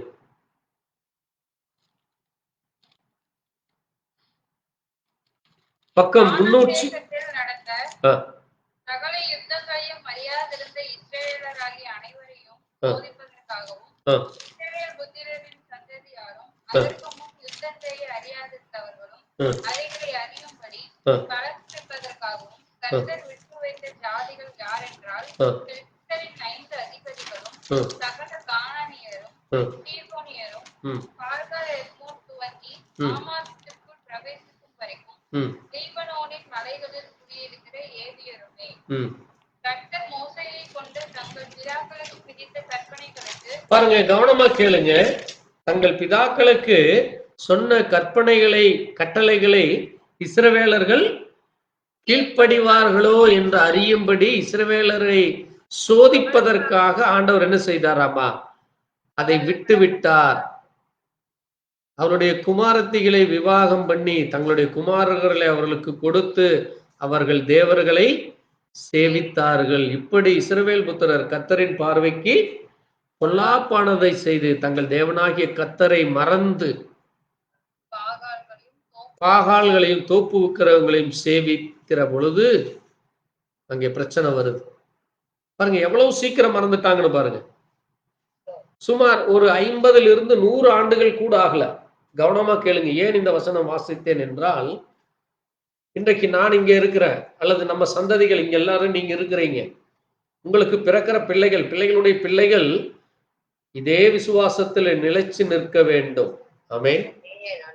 அதற்குத்தான் இது சொல்லப்படுகிறது. ஏனென்றால் அவர்களை தேவன் சோதிப்பார். ஏன் சோதிக்கிறார் என்றால், உன் தாய் தகப்பன் இருந்த விசுவாசம் உனக்குள் இருக்கா? ஏனென்றால் ஒரு விசுவாசி எப்படி விசுவாசத்தில் நிலைச்சு நிற்க வேண்டும் என்று ஒவ்வொருவரையும் தேவன் புடமிடுகிறார். ஆமென். நீங்க ஒரு வீரன் என்றால், வீரன் யார சொல்லுவோம் நம்ம? நல்ல தைரியம் வேணும். நீங்க ஆர்மிக்கு போகணும்னா சும்மா உங்களை வேலைக்கு எடுக்க மாட்டாங்க. ஆர்மியில அந்த இராணுவத்துல உங்களுக்கு பயிற்சி கொடுப்பாங்க. ஒவ்வொருத்தரையும் கூப்பிட்டு ஒவ்வொருத்தரும் அவன் முதல்ல சோல்ஜரா இருந்து படை வீரனா இருந்துதான் மேயராக முடியும். மேஜராக முடியும். மேயர் இல்ல, மேஜர், கேப்டன் ஆக முடியும். சும்மா எடுத்தோடனே உங்களுக்கு மேஜர் பதவியை கொடுக்க மாட்டாங்க. ஈவன் நீங்க மேஜர் ஆனா கூட உங்களுக்கு அந்த எப்படி துப்பாக்கி சுட வேண்டும், எப்படி அவர்களை அந்த பயிற்சி செய்ய வேண்டும் என்று சொல்லிக் கொடுக்கறதுக்கு உங்களுக்கு நாலேஜ் இருக்கும். நான் சொல்ற அர்த்தம் புரியுதா உங்களுக்கு? அப்போ தேவன் அந்த கானானியர்களை அவர்கள் நடுவிலே ஏன் வைத்தார் என்றால், இன்றைக்கு ஏன் புறஜாதிகள் மத்தியில நம்மை தேவன் வைத்திருக்கிறார் என்றால், உங்களுடைய பிள்ளைகளையும் அதுபோல அவர்கள் செய்கிற வழிபாடுகளையும் நீங்கள் செய்கிறீர்களா இல்லையா, அவருடைய கற்பனைகளையும் கட்டளைகளையும் நீங்கள் கடைபிடிக்கிறீங்களா இல்லையா என்று தேவன் உங்களை சோதிக்கிறார். ஒவ்வொருவரையும் சோதிக்கிறார். ஏன் ஆண்டவர் சோதிக்கணும் என்னைய? ஏன் என்னை ஆண்டவர் நான் செய்ய மாட்டேன்னு தெரியாதா அப்படின்னா, மனிதன் மனம் மாறுகிறவன். ஆமென். நிமிஷத்துக்கு நிமிஷம் மாறி விடுவான் மனிதன். இன்னைக்கு வேண்டாமா நாளைக்கு வேணுமா, அடுத்த நிமிஷமே வேண்டாங்கிறத வேணும்பா, வேணுங்கிறத வேண்டாம் என்று சொல்லுகிற ஒரு ஸ்டெபிலிட்டி இல்லாத மைண்டு தான் 99% மனிதர்களுக்கு இருக்கிறது. அதனாலதான் தேவன் நீங்க எப்படி உள்ளவர்களா இருக்க வேண்டுமா? விசுவாசத்திலே புருஷராய் திடன் உள்ளவர்களாய் இருங்க. எப்படி இருக்க வேண்டும்? விசுவாசத்திலே திட நம்பிக்கை, உறுதியான நம்பிக்கை. அங்கே உறுதியாக இருக்க வேண்டும். ஏன்னா நீங்க போருக்கு போறப்போ நீங்க திடமனதோடு இருக்கணும். நீங்க திடமனதோடு இல்லாம நீங்க போரிட முடியாது. அதனால ஆண்டவர் உங்களுக்கு என்ன கொடுத்திருக்காரு? போர் செய்வதற்கான அந்த ஆயுதங்களை எடுத்துக்கொள்ள ஆண்டவர் உங்களுக்கு எபேசியர்ல கொடுத்திருக்கார். அந்த ஆயுதங்களை உங்களுக்கு அவர் அதுதான் கொடுத்தார். அந்த ஆயுதங்களை வைத்துத்தான் நீங்க என்ன செய்ய முடியும்? பிசாசுக்கு எதிர்த்து நின்று போரிட முடியும். இல்லைன்னா நீங்க போரிட முடியாது. அதுதான் நீங்க வாசிக்கிறப்போ அங்க என்ன செய்வோம்? அந்த சர்வாயுத வர்க்கத்தை எபேசியர் 6ஆம் அதிகாரத்துல நீங்கள் பிசாசின் தந்திரங்களுக்கு எதிர்த்து நிற்க திராணி உள்ளவர்களா இருக்கணும். உங்களுக்கு திராணி வேணும். திராணின்னா என்னது? தகுதி, அந்த ஸ்ட்ரென்த், அந்த பலம் இருக்கணும். அதனாலதான் தேவனுடைய சர்வாயுத வர்க்கத்தை தரித்துக் கொள்ளுங்கள். ஏனென்றால் மாம்சத்தோடு ரத்தத்தோடு மட்டுமல்ல, நீங்க இன்னைக்கு பாக்குற மாம்சமுள்ள மனுஷனோடோ அல்லது ரத்தத்தை உடைய மனுஷனோடு மட்டுமல்ல, துரைத்தனங்கள் என்னது? ரூலிங் செய்கிற நம்மை ஆண்டு கொண்டு இருக்கிற அவர்களோடும் அதிகாரிகளோடும் இப்பிரபஞ்சத்தின் அந்தகார லோகாதிபதி. அது யாரு? பிரபஞ்சத்தின் அந்தகார லோகாதிபதி யார்? அது பிரபஞ்சத்தின் அந்தகார லோகாதிபதி. வாசிங்க 1 யோவான். அங்க யார சொல்லுதுன்னு பாருங்க. 1 யோவான் 5:19 வாசிங்க. அதே மாதிரி ஒருத்தர் மத்தேயு 4:8 வாசிங்க. சீக்கிரம் 2 பேர் 2 எடுத்து வாசிங்க. 1 யோவான் 5:19. நாம் தேவனால் உண்டாயிருக்கிறோம் என்று உலகம் முழுவதும் பொல்லாங்கனுக்குள் கிடக்கிறது என்றும் அறிந்திருக்கிறோம். இப்ப இந்த உலகம் எங்க கிடக்குது? பொல்லாங்கனுக்குள் கிடக்குது. அதனாலதான் இந்த பொல்லாங்கனை ஜெயிக்க உங்களுக்கு சர்வாயுதம் வேண்டும். அந்த பொல்லாங்கன் யாருன்னு இயேசு சொல்றார். வாசிங்க. இயேசு விட்டதுல ஒருத்தன் சொல்றான். அவன் யாருன்னு நீங்க வாசிங்க. மத்தேயு 4:8. சீக்கிரம் எடுத்து வாசிக்கலாம். பாருங்க, மறுபடியும் பிசாசு அவரை மிகவும் உயர்ந்த மலையிலே கொண்டு போய் பாருங்க, உலகத்தில் உள்ள சகலவற்றையும் அவருக்கு காட்டி, அதனுடைய மகிமையும் காட்டி, நீ என்ன காலில் விழுந்து சாஷ்டாங்கமாய் விழுந்து என்ன நீ பணிஞ்சிட்டீன்னா இதையெல்லாம் நான் உனக்கு தருகிறேன். அப்ப இப்ப இந்த உலகம் யாரு கையில் இருக்காமா? சாத்தான் கையில் இருக்கு. ஏன் சாத்தான் கையில தேவன் ஒப்பு கொடுத்தார்? அந்த ஆளுகை யாருக்கிட்ட இருந்தது? முதல்ல அந்த ஆளுகை யார் இடத்துல இருந்தது? வாசிங்க ஆதியாகமம். நம்ம மறந்து போயிடுறோம். அதுதான் வசனத்தை அந்தந்த இடத்துல எழுதி வைங்கன்னு சொல்றது. நீங்க எழுதி வச்சீங்கன்னா டக்குன்னு ஒரே செகண்ட்ல நீங்க எடுத்து வாசித்து சொல்லுவீங்க. வாசிங்க ஆதியாகமம் 2ஆம் அதிகாரம்.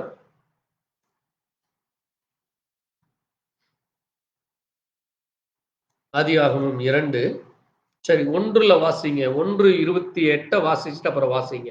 27, 28 வாசிங்க. தேவன் தம்முடைய சாயலாக மனுஷனை சிருஷ்டித்தார். அவன் தேவ சாயலாகவே சிருஷ்டித்தார்.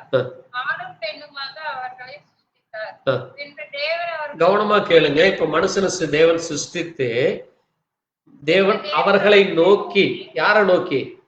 அந்த ஆணும் பெண்ணுமாய் இருக்கிற அந்த தேவ சாயலா இருக்கிறவர்களை நோக்கி, நீங்கள் பலுகி பெருகி பூமியை நிரப்பி அதை கீழ்ப்படுத்தி சமுத்திரத்தின் மச்சங்களையும் ஆகாயத்து பறவைகளையும் பூமியின் மேல் நடமாடுகிற சகல ஜீவ ஜந்துக்களையும் ஆண்டு கொள்ளுங்கள் என்று சொல்லி தேவன் அவர்களை ஆசீர்வதித்தார். அப்ப இந்த பூமியை நீங்க நிரப்புங்க, பூமியை நிரப்புங்க.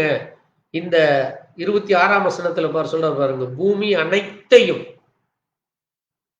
மனுஷனை தேவசாயலாக உண்டு பண்ணி அவனை சமுத்திரத்தின் மச்சங்களையும், கவனமா கேளுங்க, சமுத்திரத்தை மனுஷங்கிட்ட ஆண்டவர் கொடுக்கல.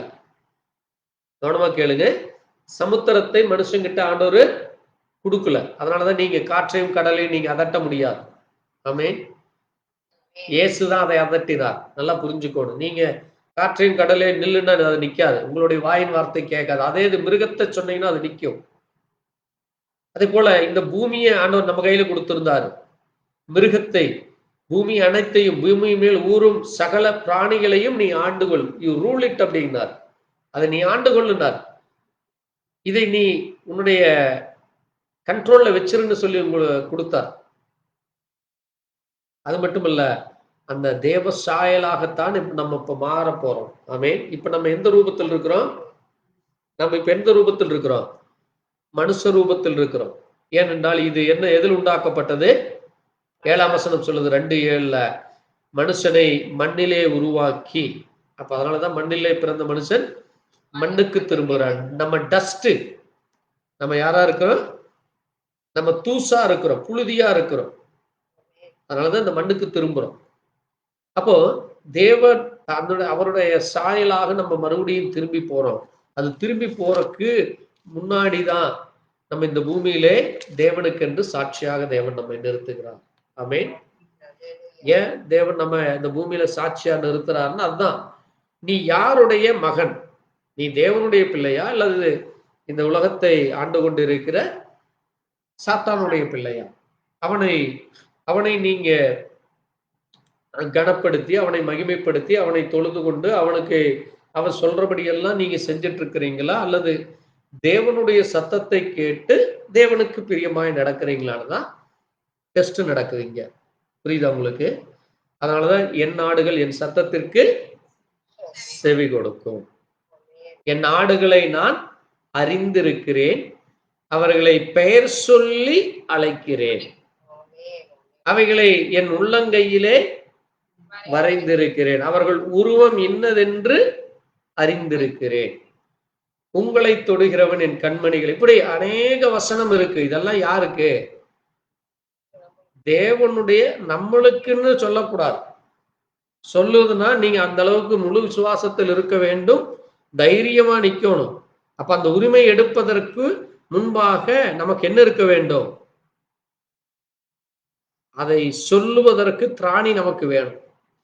அப்ப நம்முடைய ஜீவியம் எப்படி இருக்க வேண்டும்? சாட்சியா இருக்க வேணும். நமக்குன்னு சொல்லக்கூடாது, எனக்குன்னு சொல்லணும். அது எனக்கு தேவன் கொடுத்தது. ஆமென். அப்ப ஒவ்வொருவரும் எனக்கு எனக்கு என்று ஒவ்வொருவரும் தனியாத்தான் உரிமை எடுக்க முடியும்.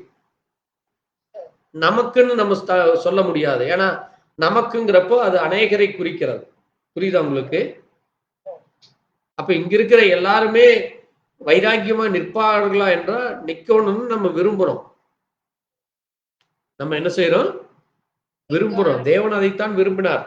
இந்த பூமியில பிறக்கிற ஒவ்வொரு மனிதனும் அங்கே சாட்சியா இருக்கும்னு விரும்பினார். ஆனால் மனிதன் என்ன செய்து விட்டான்? அந்த கட்டளைகளையும் கற்பனைகளையும் மீறி போனோம். அதனாலதான் பாவம் வந்தது, சாபம் வந்தது, மரணம் வந்தது. சரி, இப்ப நம்ம இங்க நான் எதற்கு இதை சொல்ல வந்தேன் என்றால், பரிசுத்தாவியானவர் சபைகளுக்குள்ளே என்ன செய்கிறாரு? இருக்கிறார். சபைகளுக்குள்ளே இருக்கிறாரு. அந்த பரிசுத்தாவியை நீங்க துக்கப்படுத்தக்கூடாது. அதைத்தான் நான் சொல்ல வந்தேன். அந்த பரிசுத்தாவியை நீங்கள் என்ன செய்யக்கூடாது?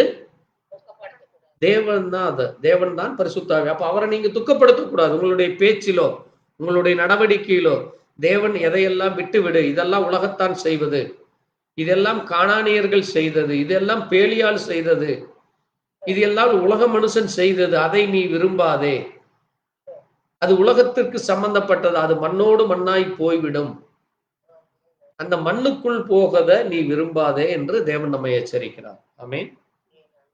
அதனாலதான் நாட்கள் பொல்லாதா இருக்கிற காலத்தை பிரயோஜனப்படுத்து. தூங்குகிற நீ விழித்து, தூங்குகிற நீ விழித்து மரித்தோரை விட்டு எழுந்திரு.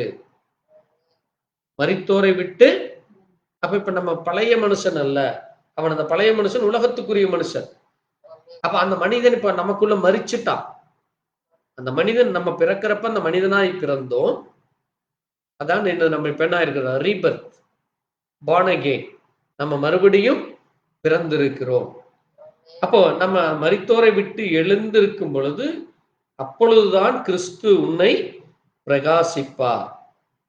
அப்ப கிறிஸ்து அப்புறம்தான் கிறிஸ்து உங்களுக்குள்ள வந்து அவர் உங்கள் மூலமாய் பிரகாசிப்பார். ஆமென். அதனாலதான் உங்களை பார்க்கிறவன் உங்களை பார்த்தோன்னே சொல்லுவா, என்ன உங்க முகத்துல ஒரு வெளிச்சம் நல்லா தெரியுதே, உங்க முகத்தை பார்த்தாலே ஒரு வித்தியாசம் தெரியுதே, உங்கள் கண்களிலே ஒரு சந்தோஷம், ஒரு சமாதானம், ஒரு அந்த அன்பு, அந்த இரக்கம், அந்த ஒரு பாசம் தெரியுதுன்னு சொல்லுவாங்க.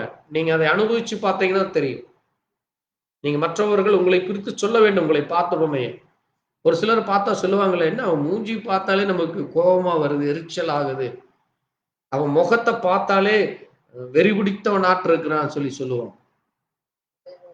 அதுதான் உலக மனிதன். தேவனுடைய பிள்ளைகளை பார்த்தால் அந்த சாந்த முகம் இருக்க வேண்டும், அந்த அமைதி காணப்பட வேண்டும், பேச்சிலே தன்மை இருக்க வேண்டும், அங்கே செயலிலே அங்கே மற்றவர்கள் உங்களை குறித்து சாட்சி சொல்ல வேண்டும் உங்களுடைய செயல்களை பார்த்து. அதான் கிறிஸ்தவ ஜீவியம். சரி பாருங்க, இப்போ நம்ம இந்த செய்திக்குள்ளாய் கடந்து செல்லலாம். இங்க முக்கியமான காரியத்தை நம்ம பார்க்கிறோம். அந்த 7 குத்துவிளக்கின் மத்தியிலே அங்கே பார்க்கிறோம். அந்த மத்தியிலே இருக்கிறது யாரு? தேவன். ஆமென்.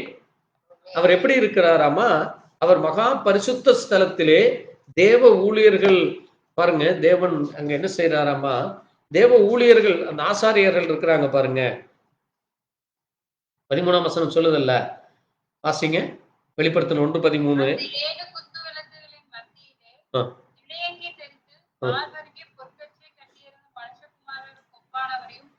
போதும்.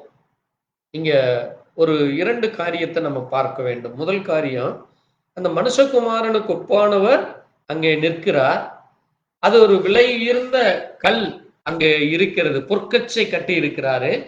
அது மோதிரம், அது எப்படி அழகாக இருக்கிறதோ அதை போன்று அவருடைய அந்த மகிமையின் பிரகாசம் சபைகளிலே பிரகாசிக்க வேண்டுமாம். இந்த 12 கற்கள் சொல்லுவாங்கல்ல, பைபிள்ல 12 கற்கள் இருக்கிறது, வேதத்தில் இருக்கிறது, வெளிப்படுத்தும் விசேஷத்திலே இருக்கிறது. அந்த 12 கற்கள் எங்க இருக்குன்னு உங்களுக்கு தெரியும். நீங்களே கண்டுபிடிச்சு எனக்கு அடுத்த வாரம் அதை சொல்லுங்க. வெளிப்படுத்தும் விசேஷத்தில் இருக்கு அந்த 12 கற்கள். அது போல பழைய ஏற்பாட்டிலேயும் இருக்கு. அது எங்க இருக்கு? ஆரோனுடைய அந்த உடையிலே இருக்கும். ஆரோனுடைய ஊரீம் தும்மீம் என்று சொல்லுவார்கள். அந்த ஊரீம் தும்மீமுக்கு முன்பாக அந்த உடையை அணிந்து அந்த பிரதான ஆசாரியன் வந்து நிற்கும் பொழுது ஒருவன் தீர்க்க தரிசனம் சொன்னால், இன்னைக்கு சபையில நிறைய பேர் தீர்க்க தரிசனம் சொல்றாங்க. ஆனால் பழைய ஏற்பாட்டிலே ஒருவன் தீர்க்க தரிசனம் சொல்லும் பொழுது அந்த தீர்க்க தரிசனம் தேவனிடத்தில் வந்ததா அல்லது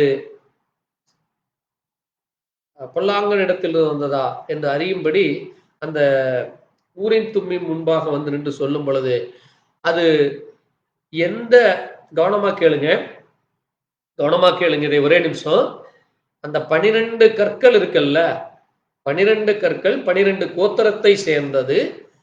ஒரு மனிதன் அவன் எந்த கோத்திரத்தை சார்ந்தவனோ அந்த மனிதனை அவன் தீர்க்க தரிசனம் சொல்லும் பொழுது அந்த கோத்திரத்தினுடைய கல் பிரகாசிக்கும். ஆமென். நான் சொல்றது அர்த்தம் புரிஞ்சுதா? அந்த ஊரீம் தும்மீம் என்கிற அந்த மார்க் கவசத்திலே 12 கற்கள் இருக்கும். அந்த 12 கற்களிலே ஒரு மனிதன் தீர்க்க தரிசனம் சொல்லும் பொழுது அந்த தீர்க்க தரிசனம் உண்மையா பொய்யா என்று சோதிப்பதற்கு அங்கே வந்து நிற்கும் பொழுது அது எந்த கோத்திரத்திலிருந்து சொல்லுகிறார்களோ, ஒரு கால் யூத கோத்திரம் என்றால் யூத கோத்திரத்துக்குரிய அந்த கல் பிரகாசிக்கும். பென்யமீன் கோத்திரத்திலிருந்து ஒருவர் சொன்னார், அந்த பென்யமீன் கோத்திரத்தினுடைய கல் பிரகாசிக்கும். ஆமென். நான் சொல்றது ஞாபகம் வச்சுக்கோணும். நான் எப்ப கேட்டாலும் இதை ஊரீம் தும்மீம்னாலே உங்களுக்கு இது நினைவு வர வேண்டும். ஊரீம் தும்மீம் என்பது இந்த 12 கற்களை கொண்டது. அது அந்த ஆசாரியனுடைய அந்த மார்பகத்திலே இருக்கிற அந்த உடையிலே இருக்கிறதாக இருக்கு. அது வேதத்தில் இருக்கு. பழைய ஏற்பாட்டில் நம்ம அதை பேசி இருக்கிறோம். நான் அதை மறுபடியும் ஏன் நினைவுபடுத்துகிறேன் என்றால், அது எப்படி அந்த பொற்கச்சை அது கட்டுனதற்கு அதை போல இங்கே மனுஷகுமாரன் இங்கே இந்த 7 சபைகள் மத்தியிலே அவர் பிரகாசித்து நின்றார். அவர் அது ஆசாரியர்கள் உடுத்தி வருகிற அந்த உடைக்கு அடையாளமாக இருக்கிறது. அதனாலதான் அங்கே யோவான் 5ஆம் அதிகாரம் 22 இயேசு சொல்லும் பொழுது, பிதாவானவர் தாமே நியாய தீர்ப்பு செய்யாமல் நியாய தீர்ப்பு முழுவதும் அங்கே குமாரனுக்கு ஒப்பு கொடுத்திருக்கிறார். ஏனென்றால் ஆசாரியத்துவம் இல்லாமல் நியாய தீர்ப்பு நியாயாதிபதியாக ஒரு சபையிலே இருக்க முடியாது. ஏனென்றால் பழைய ஏற்பாட்டிலே எந்த ஒரு காரியமானாலும் அது சபையிலே கொண்டு வரப்படும். ஆமென். அதனாலதான் இன்னைக்கு உலகத்துல எல்லா நாடுகள்லேயும் சுப்ரீம் கோர்ட் ஒன்று வச்சிருக்கிறாங்க. ஏன் சுப்ரீம் கோர்ட் வச்சாங்கன்னா, பழைய ஏற்பாட்டிலே அது யாருக்கு அடையாளமா இருந்தது? மோசே தான். நியாயப்பிரமாண புத்தகத்திலே மோசே இடத்துலதான் அந்த எல்லாத்தையும் கொண்டு வருவாங்க. அப்போ மோசே அது என்னால அவன் செய்கிறதை பார்த்து மோசையுடைய மாமனார் சொல்றாரு, எப்படி நீ ஒரே மனுஷன் இத்தனை பேர்த்து அந்த 20 லட்சம் பேருடைய குறைகளை கேட்டு நீ தீர்ப்பாய், அதனால நீ என்ன செய், உனக்கு ஒரு 70 பேரை வச்சுக்கன்னு சொல்லி அந்த 70 பேர்களை பிரிக்கிறாங்க. அதான் இன்னைக்கு இருக்கிற என்னதே ஹைகோர்ட்டு, அந்த ஜுடிஷியல் கோர்ட் என்று சொல்லி ஒவ்வொரு நகரத்துக்கும் ஒரு கோர்ட்டை வைப்பாங்க. ஆமென். பாருங்க, எல்லாமே வேதத்திலிருந்து கொண்டு வருகிற காரியம். எல்லா சட்டதிட்டமும் வேதத்தில் இருக்கு. நீங்க கழுத்துல போடுகிற ஆபரணங்கள், காதில் அணிகிற ஆபரணங்கள், அல்லது அங்கே பழைய ஏற்பாட்டிலே இடப்படுகிற காரியங்கள், அங்கே உடைகள், அல்லது கல்யாணத்துல இன்னைக்கு எல்லாம் மியூசிக் ட்ரம் எல்லாம் வாசிக்கிறாங்கள், அதுவும் இப்படி எல்லா காரியமும் வேதத்தில் இருக்கிறது.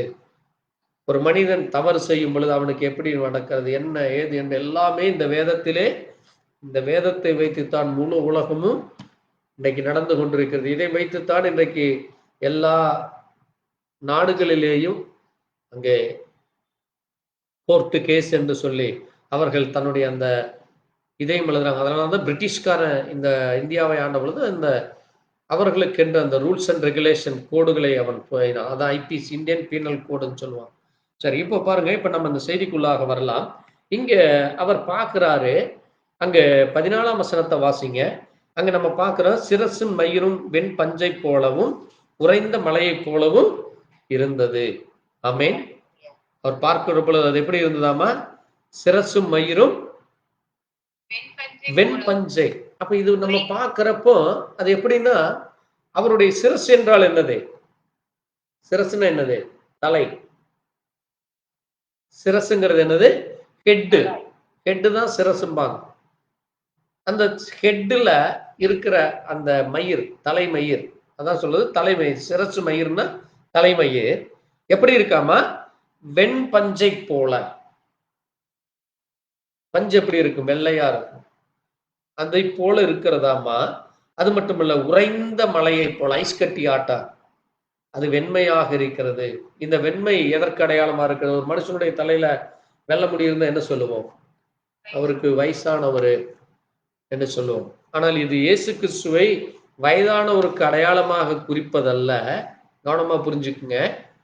ஏனென்றால் அவர் எப்பொழுதும் அவர் தேவனா இருக்கார். அவர் அன்றைக்கு இருந்தவர், இன்றைக்கும் இருக்கிறார். நமக்குத்தான் இன்னைக்கு ஒரு நாள் ஆச்சு, 50 வருஷம் ஆச்சு, 100 வருஷம் ஆச்சு, 1000 வருஷம் ஆச்சு, 5000 வருஷம் ஆச்சுங்கிறோம். தேவனுடைய பார்வையில ஒரு நாள் எத்தனை வருஷம்? 1000 வருஷம். ஒரு நாள் 1000 வருஷம். அப்ப இன்னைக்கு 6000 வருஷம் ஆச்சுங்கிற அந்த பூமி தோன்றி. அப்ப தேவனுடைய பார்வையில எத்தனை நாள் தான் இது? வெறும் 6 நாள். புரிகிறதா உங்களுக்கு? அப்ப தேவன் எந்த நாளும் இருக்கிறார். அதனாலதான் இந்த பூமி வானம் அழிந்து போனாலும் என்றென்றைக்கும் அழியாத நித்தியமான ஒரு நாள் வரப்போகிறது. அங்கே அந்த புதிய வானம் புதிய பூமியில அங்க என்ன கிடையாது? மரணமே இல்லை. ஆமென். ஏன்னா இந்த பூமியில் இருக்கிற வரைக்கும் தான் மனுஷனுடைய ஆயுஷ் நாட்கள் எவ்வளவு? 120 வருஷம். என்ன ஆனாலும் 120 வருஷத்துக்குள்ள எல்லா மனிதர்களும் இறந்து விடுவார்கள். அந்த 120 வருஷமே இன்னைக்கு மிக கடினங்குது விஞ்ஞானம். 70 வயது 80 வயதிலே மரித்து விடுகிறார்கள். ஆனால் இங்கே நீங்க இயேசு பார்க்கிறப்போ அவர் நித்தியமானவர் என்பதால் அவருக்கு வயது அல்ல. ஆமென்.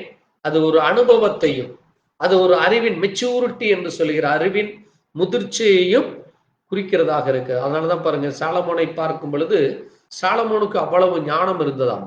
ஆமென். சாலமோனுடைய நியாயத்தீர்ப்பு, அவன் செய்கிற அந்த காரியங்களை பார்க்கிற பொழுது உலகத்தில் இருக்கிற எல்லா ராஜாக்களும் அங்கே சாலமோன் இடத்திலே வந்து அறிவுரைகளை கேட்டுக்கொண்டு போவார்களாம். அதனாலதான் இந்த நீதிமொழிகள் என்கிற புத்தகம் இன்றைக்கும் அறிவு சார்ந்த புத்தகமாக இன்றைக்கு உலகத்திலே இருக்கிற எந்த ஒரு மனுஷனும் இந்த புத்தகத்தை படித்தால் அவனுக்கு எல்லா ஞானமும் கிடைக்கும். எது செய்ய வேண்டும், செய்யக்கூடாது, எப்படி இருக்க வேண்டும், இருக்கக்கூடாது என்று எல்லாமே அந்த நீதிமொழிகள் புத்தகத்தில் இருக்கு. ப்ரொவர்ப்ஸ் என்று சொல்லுகிற அந்த நீதிமொழிகள் புத்தகத்தில் இருக்கு. அதனாலதான் பாருங்க, தேவன் இந்த உலகம் முழுவதையும் நியாயந்திருக்க அவர் ஞானத்தினால் முடிசூட்டப்பட்டிருக்கிறதுனால இங்கே காணப்படுகிறது. இதே காரியத்தை தான் அங்கே தானியேலும் தரிசனமாக காண்கிறார். அங்கே எப்படி சகரியா அந்த பொன் குத்து விளக்குகளை தரிசனமாய் கண்டாரோ, அதை போல இந்த மனுஷகுமாரனை, அந்த மார்பருகே நிலையங்கி தரித்திருக்கிற அந்த மனுஷகுமாரனை வாசிங்க. தானியேல் 10ஆம் அதிகாரம், சீக்கிரம் வாசிப்போம். 7:9 வாசிங்க. அடுத்தது 10ஐயும் வாசிக்கலாம், 10:6ஐயும் வாசிக்கலாம். முதல்ல 7:9 வாசிக்கலாம். சீக்கிரம் எடுத்து வாசிப்போம். தானியேல் 7ஆம் அதிகாரம் 9ஆம் வசனம். நான் பார்த்துக் கொண்டிருக்கையில் சிங்காசனங்கள் வைக்கப்பட்டது. நீண்ட ஆயுசுள்ளவர் வீற்றிருந்தார். அவருடைய வஸ்திரம் உறைந்த மழையை போலவும், அவருடைய சிரசின் மயிர் வெண்மையாகவும், பஞ்சை போல துப்புரவாகவும் இருந்தது. அவருடைய சிங்காசனம் அக்கினி சுவாலையும், அதன் சக்கரங்கள் எரிகிற நெருப்புமாய் இருந்தது. அக்கினி நதி அந்த சந்நிதியிலிருந்து புறப்பட்டு ஓடினது. 1000 பேர் அவரை சேவித்தார்கள். கோடி பேர் அவருக்கு முன்பாக நின்றார்கள். பாருங்க, இங்க யோவான் என்ன தரிசனத்தை காண்கிறாரோ அதே தரிசனத்தை தானியேலும் இயேசு கிறிஸ்து பிறப்பதற்கு சுமார் 700 வருடங்களுக்கு முன்பாக அங்கே அவர் அதே தரிசனத்தை காண்கிறதை நம்ம பார்க்க முடிகிறது. ஆமென். பாருங்க, இப்போ சுமார் 600 வருடங்களுக்கு முன்பாக, 600லிருந்து 650 வருடங்களுக்கு முன்பாக அங்கே நீங்க யோவானை எடுத்தீங்கன்னா ஒரு 700 வருஷம் என்று சொல்லலாம். ஏனென்றால் இது முதல் நூற்றாண்டிலே எழுதப்பட்டது, வெளிப்படுத்தின விசேஷம். தானியேலுடைய நாட்கள் எப்பொழுது? கிமு இயேசு கிறிஸ்து பிறப்பதற்கு முன்பாக 600 ஆண்டுகள். அப்ப அதுல ஒரு 600 ஆண்டு, இதுல ஒரு 100 ஆண்டு, சுமார் 700 ஆண்டுகள். ஆமென். அப்போ 700 வருடங்களுக்கு முன்பாக தானியேல் ஒரு தரிசனம் காண்கிறார்.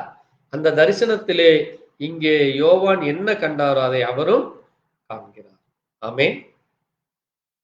ஏன் இதை சொல்லுகிறேன் என்றால், தேவன் எந்த காலத்திற்கும் அவர் மாறாதவராக இருக்கிறார். 700 என்பது அவருக்கு முன்பாக ஒன்றுமே இல்லை. காலையில பாக்குறது தான் சாயங்காலம் ஒருத்தர் பாக்குறாரு மாதிரி சொன்னான். ஒரு எக்ஸாம்பிளுக்கு சொன்னான்.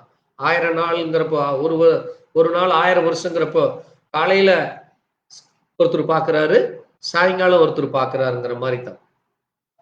அப்ப ரெண்டும் ஒரே மாதிரி இருக்கிறது. தானியேலும் அதை பார்க்கிறார், அங்கே அவர் வயதான மனுஷகுமாரனாக இருக்கிறார், இங்கேயும் அவர் அதை பார்க்கிறார். ஆமென். அது மட்டுமல்ல, அவருடைய கண்கள் எப்படி இருந்ததாமா? அக்கினி ஜுவாலை போல இருந்தது. ஏன் அது அக்கினி ஜுவாலை என்றால், பாருங்க, இயேசு கிறிஸ்து இந்த பூமியிலே வருகிற பொழுது அவருடைய கண்கள் எப்படி இருந்தது? அவருடைய கண்கள் எப்படி இருந்தது? ஒரு அன்புமிக்க பாசமுள்ள ஒரு கண்காக. அந்த லாசரு மரித்து போனான் என்று சொல்லும் பொழுது அவருடைய கண்ணில் இருந்து என்ன வந்ததாமா? கண்ணீர் வந்து அழுதார். அவர் ஒரு மனிதனை போல அவர் அழுதார். ஆமென். அப்போ தேவன் அங்கே, அது மட்டுமல்ல, அந்த இஸ்ரவேல் ஜனங்கள் அவரை காட்டி கொடுத்து அந்த சிலுவையில தொங்கும் பொழுது அந்த கீழே நின்ற இஸ்ரவேலர்களை பார்த்து, பிதாவே இவர்களை மன்னியும் என்று சொன்ன அப்படிப்பட்ட அந்த தேவன், அந்த இரக்கத்தின் தேவன் இங்க வெளிப்படுத்துற விசேஷத்துல யோவான் பாக்குறப்ப அவருடைய கண் இப்ப எப்படி இருக்காமா? அக்கினி. அக்கினி வந்து என்ன ஆயிரும்? ஒரு மனுஷனை அழிச்சு போடும். தீ பிடிச்சுன்னா என்ன ஆயிரும்? ஒரு வீடு, ஒரு மனிதன் மேல தீ விழுந்தாலோ, அல்லது ஒரு வீட்டின் மேலோ, அல்லது ஒரு தேசத்தின் மேல தீ விழுந்தாலோ, ஒரு காட்டுல தீ விழுந்தாலோ அதை சுற்றிலும் அழித்து போடுகிற அந்த அளவுக்கு அதுல என்ன இருக்கு? வல்லமை இருக்கு. அதே போல இயேசு கிறிஸ்துனுடைய கண்களும் இப்பொழுது என்னவா இருக்கு? அக்கினி கண்ணாக இருக்கிறது. அது மட்டுமல்ல, அங்கே சொல்லப்பட்டிருக்கு பாருங்க, அவருடைய பாதங்கள் எப்படி இருக்காமா? வெண்கலம் போல. அவருடைய பாதங்கள் உலையிலே காய்த்த, உலைன்னு என்னது? சூடு போட்டு எரிக்கிற அந்த உலை இருக்குல்ல, அந்த அடுப்புல உலை வச்சுட்டீங்களான்னு கேட்பாங்கல்ல. உலை வச்சுன்னா என்னது? ஒரு பாத்திரத்தை வச்சு அங்க தீ மூட்டுனா அது எரியறது மாதிரி அந்த பாதங்கள் உலைக்கலசத்திலே பிரகாசமான வெண்கலம் போல இருக்கிறது. வெண்கலம் எதற்கு அடையாளமாக இருக்கிறது? நியாயத்தீர்ப்புக்கு அடையாளம். அதனாலதான் பாருங்க, அங்க பழைய ஏற்பாட்டிலே அந்த இஸ்ரவேல் ஜனங்கள் அங்கே நடந்து வருகிற வழியில, வனாந்தரத்துல நடந்து வர்ற வழியில வேசித்தனம் பண்ணாங்க. என்ன பண்ணாங்க? வேசித்தனம் பண்றப்போ அங்கே தேவன் என்ன செய்தார்? அவர்களுடைய அந்த தவறை தண்டிப்பதற்காக அங்கே வலு சர்ப்பத்தை அனுப்பினார். வாசிங்க என்னாகமம், சீக்கிரம் வாசிப்போம். என்னாகமம் 21:8-9 வாசிங்க. எடுப்போம் சீக்கிரம். ஒருத்தர் வந்து யோவான் 3ஆம் அதிகாரம் 14 எடுங்க. ஒருத்தர் யோவான் 3. கர்த்தர் மோசேயை நோக்கி, நீ ஒரு கொள்ளிவாய் சர்ப்பத்தின் உருவத்தை செய்து அதை ஒரு கம்பத்தின் மேல் தூக்கி வை, கடிக்கப்பட்டவன் எவனோ அவன் அதை நோக்கி பார்த்தால் பிழைப்பான் என்றார். பாருங்க, என்ன காரணம் என்றால் அந்த அதிகாரத்துல நீங்க வாசிக்கிறப்போ ஒரே ஒரு நிமிஷம், அவங்க என்ன தப்பு செய்யறாங்கன்னு பாருங்க. அவர்கள் என்ன செய்கிறாங்கன்னா, அதுக்கு முன்னாலதான் நீங்க அந்த 21ஆம் அதிகாரத்தை நீங்க வாசித்தீங்கன்னா, அந்த ஜனங்கள் அங்கே பெரிய காரியங்களை தேவன் அவர்களுக்கு செய்கிறார்.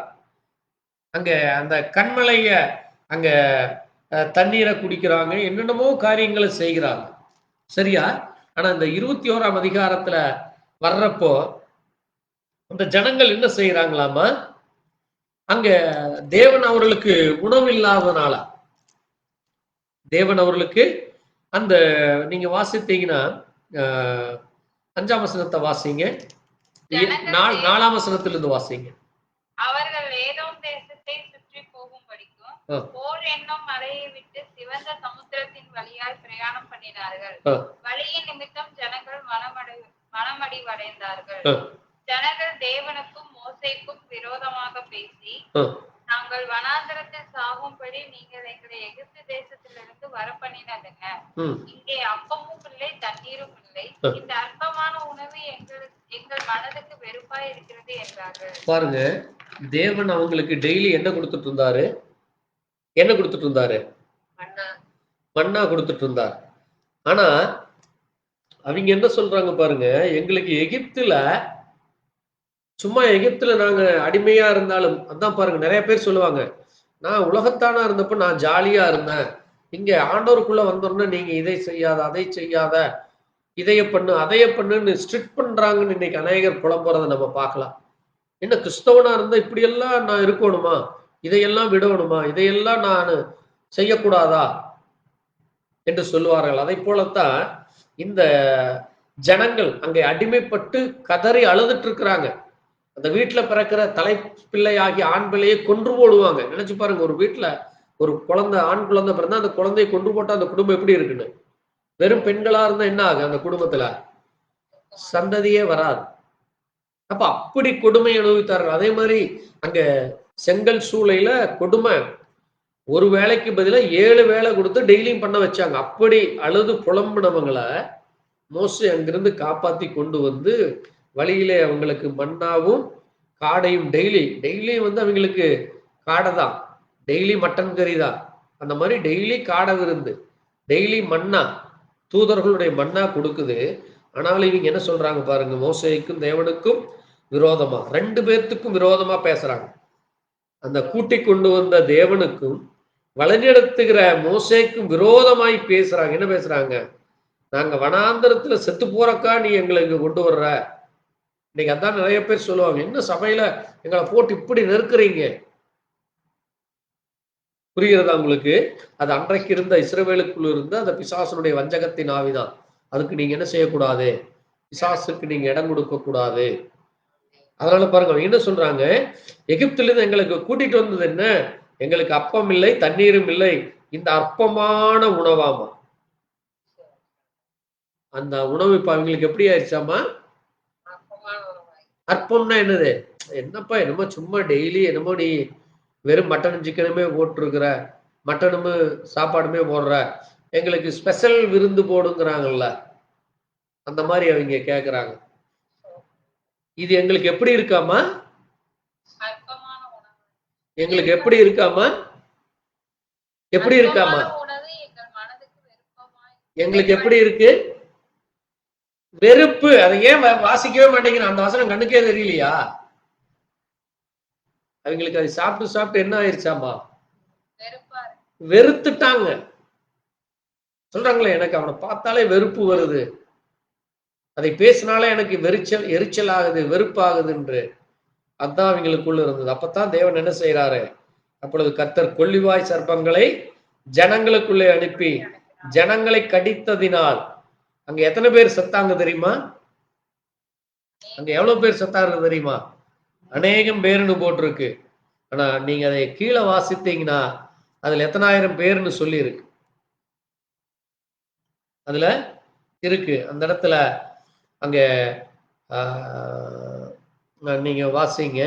அங்க ஒரு காரியத்தை தேவன் செய்யறாரு, அதைத்தான் நம்ம வாசிக்க போறோம். சரி, அங்க எத்தனை பேர் இருந்தாங்கன்னு அப்புறம் நம்ம பார்த்துக்கலாம். சரி, இப்ப இது நீங்க வாசிங்க, சீக்கிரம் வாசிப்போம். அடுத்த வசனம் 7ஆம் வசனத்தை வாசிங்க. அதனால் ஜனங்கள் மோசேயின் இடத்தில் போய், நாங்கள் கர்த்தருக்கும் உமக்கும் விரோதமாய் பேசினதால் பாவம் செய்தோம், சர்ப்பங்கள் எங்களை விட்டு நீங்கும்படி கர்த்தரை நோக்கி விண்ணப்பம் பண்ண வேண்டும் என்றார்கள். மோசே ஜனங்களுக்காக விண்ணப்பம் பண்ணினான். அப்பொழுது கர்த்தர் மோசேயை நோக்கி, நீ ஒரு கொள்ளிவாய் சர்ப்பத்தை உருவத்தை செய்து அதை ஒரு கம்பத்தின் மேல் தூக்கி வை, கடிக்கப்பட்டவன் எவனோ அவன் அதை நோக்கி பார்த்தால் பிழைப்பான் என்றார். அப்படியே மோசே ஒரு வெண்கல சர்ப்பத்தை உண்டாக்கி அதை ஒரு கம்பத்தின் மேல் தூக்கி வைத்தான். சர்ப்பம் ஒருவனை கடித்த போது அவன் அந்த வெண்கல சர்ப்பத்தை நோக்கி பார்த்து பிழைப்பான். இப்போ இதைத்தான் நாங்க யோவான் 3:14 சொல்லி இருக்கு. வாசிங்க, யோவான் 3:14. சீக்கிரம் எடுப்போம்.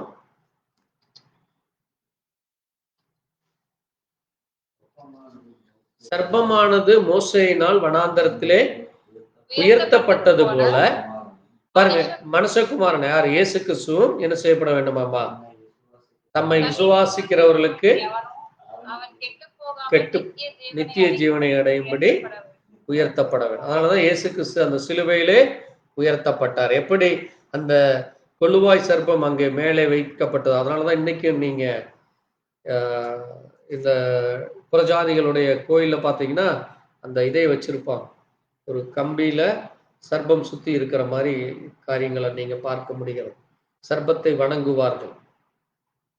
இன்னொன்னு, ஒரு சில இடங்கள்ல காட்டுவாசிகள்லாம் இன்னைக்கும் இங்க நீங்க எப்படி தாலி கட்டுறீங்களோ அதை போல கல்யாணத்துக்கு தாலி கட்ட மாட்டாங்க, பாம்பை மாத்திக்குவாங்க. நீங்க யூடியூப்ல போய் பார்க்கலாம், அப்படிப்பட்ட கல்யாணம் இன்னைக்கு நடக்குது. அப்போ இது எல்லாமே எங்கிருந்து வந்தது? எல்லாம் இந்த உலகத்துக்குள்ள இருந்து வந்தது. பழைய காலத்துல நடந்ததுதான் இது எல்லாமே. பாருங்க, இப்போ இது நம்மை அங்கே வேறுபடுத்தி காட்டுகிறதாக இருக்கிறது தேவனுடைய வார்த்தை. அது எல்லாம் நடந்ததுதான் இந்த உலகத்துல.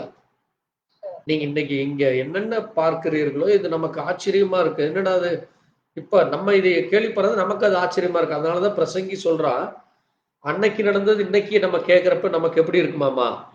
ஆச்சரியமா இருந்தது. இன்னைக்கு நடக்கிறது இன்னும் 50 ஆண்டுகள் கழிச்சு அவங்களுக்கு அது ஆச்சரியமா இருக்கும். அப்ப அதனாலதான் ஒன்று மாறி ஒன்று மாறி மாறி வந்துட்டு இருக்கு. ஆனா மனிதன், நீங்க தேவன் எப்படி மாறாதவரோ அதை போல நம்மும் தேவனுடைய விசுவாசத்திலே மாறாதவர்களாக இருக்க வேண்டும். சரி, இப்போ இயேசு கிறிஸ்து நமக்காக அவர் உயர்த்தப்பட வேண்டும். ஆமென். ஏனென்றால் அவர் என்ன செய்ய போகிறார்? இந்த பூமியை எப்படி வெண்கலம் நியாயத்தீர்ப்புக்கு அடையாளமாக இருக்கிறதோ அந்த வெண்கல சர்ப்பத்தை பார்த்து அது பிழைத்து அந்த நியாயத்தீர்ப்புக்கு அந்த மரணத்துக்கு அவர்கள் தப்பினார்களோ அதை போல இயேசு கிறிஸ்துவை நீங்கள் பார்க்கும் பொழுது மரணத்திலிருந்து தப்பலாம்.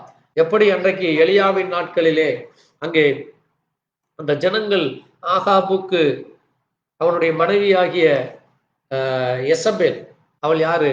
எகிப்தி காரி. அவள் என்னது? விக்கிரகாராதனையை இஸ்ரவேலுக்குள்ளே கொண்டு வந்து ஜனங்களை அழிவின் பாதையில கொண்டு வந்தவள். அப்ப அந்த இடத்துல எலியா வந்து என்ன செய்கிறார்? இந்த பூமியிலே 3 வருஷம் மழை பெய்யாது என்று சொல்லும் பொழுது அந்த மேகம் எப்படி இருந்ததாமா? வெண்கலம் போல மாறிற்றுன்னு வேதத்துல வாசிக்கிறீங்க. எப்படி இருக்கு? வெண்கலம் போல. அதனாலதான் நீங்க மேகத்தை பார்த்தீங்கன்னா அப்படியே வெள்ளையா பனி படர்ந்து இருக்கும்.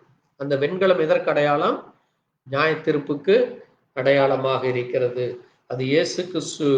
அது அவருடைய இரத்தத்தினாலே நாம் கழுவப்பட்டு அவரை நாம் பார்க்கிற பொழுது அது நமக்கு அந்த சிலுவையிலே நமக்கு நியாயத்தீர்ப்பில் இருந்து விடுதலை கிடைக்கிறது. ஆமென். இன்னைக்கு இந்த பூமியில பார்க்கிற எத்தனையோ காரியங்கள் நம்மை அது பாவத்திற்குள்ளாய் எப்படி அந்த ஜனங்கள் முறுமுறுத்தார்களோ, அந்த தேவனாலே கொடுக்கப்பட்ட ஆசீர்வாதத்தை வெறுத்தாங்க. மன்னா என்பது இன்னைக்கும் தேவதூதர்கள் சாப்பிட்டு கொண்டிருக்கிற ஒரு அற்புதமான உணவு. அந்த உணவு சாப்பிட்றதுனாலதான் அவங்களுக்கு என்ன இல்லை, கவனமா இன்னொரு நான் சொல்றேன் கேளுங்க. இந்த இஸ்ரவேல் ஜனங்கள் 40 வருஷம் மன்னாவை சாப்பிட்டாங்க. ஆமென். அப்போ அவங்களுக்கு என்ன இல்லாம இருந்தது தெரியுமா உங்களுக்கு? என்ன இல்ல? நோயே இல்லை. ஆமென். சோர்வில்லை, அசதி இல்லை. அவர்கள் துணி என்ன ஆகல? பழசாகல. அவர்கள் காலில் போட்ட செருப்பு அப்படியே இருந்ததாம். வேதத்தில் இருக்கு. ஆமென். நம்ம வாசித்து இருக்கிறோம். நான் அந்த வசனம் ஒவ்வொரு வசனமும் எடுத்து பேசிட்டு இருந்தா நேரம் ஆயிருங்கிறது தான் நான் உங்களுக்கு அதை கோடிட்டு காட்டுகிறேன். அப்போ தேவனுடைய பிள்ளைகளை தேவன் அவர்களுக்கு கொடுக்கிற அதை நீங்க வெறுத்து செய்வதோ அல்லது அங்கே உலகத்தானை போல அது நல்லா இருக்கு இது நல்லா இருக்கு என்ற உங்களுடைய மனதை அங்கே உலகத்தானை போல அங்கே திசை திருப்புவதோ இருக்கக்கூடாது. நேர்பாதையிலே சரியான வழியிலே செல்ல வேண்டும் தேவன் விரும்புகிறார். அதனாலதான் பிசாசு இன்னைக்கு என்ன செய்வான்னா, உங்களுக்கு ஒவ்வொரு நாளும் ஒவ்வொரு ப்ரெஷரை கொடுத்து உங்களை எப்படியாகிலும் டைவர்ட் செய்ய பார்த்துட்டே இருப்பான். ஏதாவது ஒரு வழியில தொந்தரவு கொடுத்துட்டே இருப்பான். பண ஆசை காட்டுவான், பெண் ஆசை காட்டுவான், பொன்னாசை காட்டுவான், மண்ணாசை காட்டுவான். அல்லது குடும்பத்துல பிரச்சனைகளை கொண்டு வருவான், அல்லது சரீரத்துல வியாதிகளை கொண்டு வருவான், சண்டைகளை கொண்டு வருவான், கவலைகளை கொண்டு வருவான், துக்கத்தை கொண்டு வந்து இப்படி ஏதாவது ஒண்ணு செய்து உங்களை என்ன செய்ய வைப்பான்? தேவனை மறக்கும்படி செய்வதுதான் அவனுடைய வேலையே. ஆமென். எப்படியும் நீங்க என்ன செய்யணும்? தேவனை தூசிச்சுட்டே இருக்கணும். நீங்க தேவனை மறந்து தேவனை தூசிக்க வேண்டும். அதுதான் அவன் செய்கிற காரியமா இருக்கு. அதனாலதான் நீங்க எப்படி இருக்க வேண்டுமாமா? தேவனுடைய பிள்ளைகள் மிக எச்சரிக்கையாக இருக்க வேண்டும். ஆமென். சரி, கர்த்தருக்கு சித்தமானால் அந்த வலது கரத்துல 7 நட்சத்திரங்களும் இருபுறமும் கருக்குள்ள பட்டயத்தை நான் இன்னும் சீக்கிரம் முடிச்சு விடுகிறேன். பாருங்க, அங்க பெருவெள்ளத்து இரைச்சலை போல இருக்கிறதை நம்ம பார்க்க முடிகிறது. பெருவெள்ளத்து இரைச்சல் அது எதற்கு அடையாளமா இருக்கிறது? ஜனங்களுக்கு அடையாளமாக இருக்கிறது. சத்தம் எதற்கு அடையாளமாக இருக்கிறது? தேவன் இந்த பூமியை வெகு விரைவிலே நியாயந்தீர்க்க பரப்போகிறார், மழையை அனுப்பி. அதனாலதான் நீங்க இந்த கடந்த 8 மாதங்களா நீங்க பார்த்துட்டு இருக்கிறீங்க. கவனமா கேளுங்க. இயற்கை முழு உலகத்தையும் புரட்டி போட்டு கொண்டு இருக்கிறது. ஆமென். இன்னைக்கு கூட நீங்க இப்போ கூட நீங்க பார்த்தீங்கன்னா அங்க ஆந்திரால மிக கடுமையான மழை. போன ஒரு வாரம் குஜராத்ல மிக கடுமையான மழை. இந்தியா மட்டுமல்ல, உலகத்திலே அநேக தேசங்களிலே மிக கடுமையான மழை. எல்லா இடங்களிலேயும் தண்ணி, வீடு வாசல், அங்கே மேடு பள்ளம் எல்லாவற்றையும் நிரப்பி அழித்து கொண்டிருக்கிறது. ஏன் இந்த அழிவு? நோவாவின் நாட்களில் நடந்தது போல மனுஷகுமாரன் வருவதற்கு முன்பாக நடக்கும். அப்ப தேவனுடைய வருகை மிக சமீபமாய் கொண்டிருக்கிறது. இந்த பூமியை தேவன் விரைவிலே தன்னுடைய ஆட்சிக்கு கீழாக கொண்டு வரப்போகிறார்.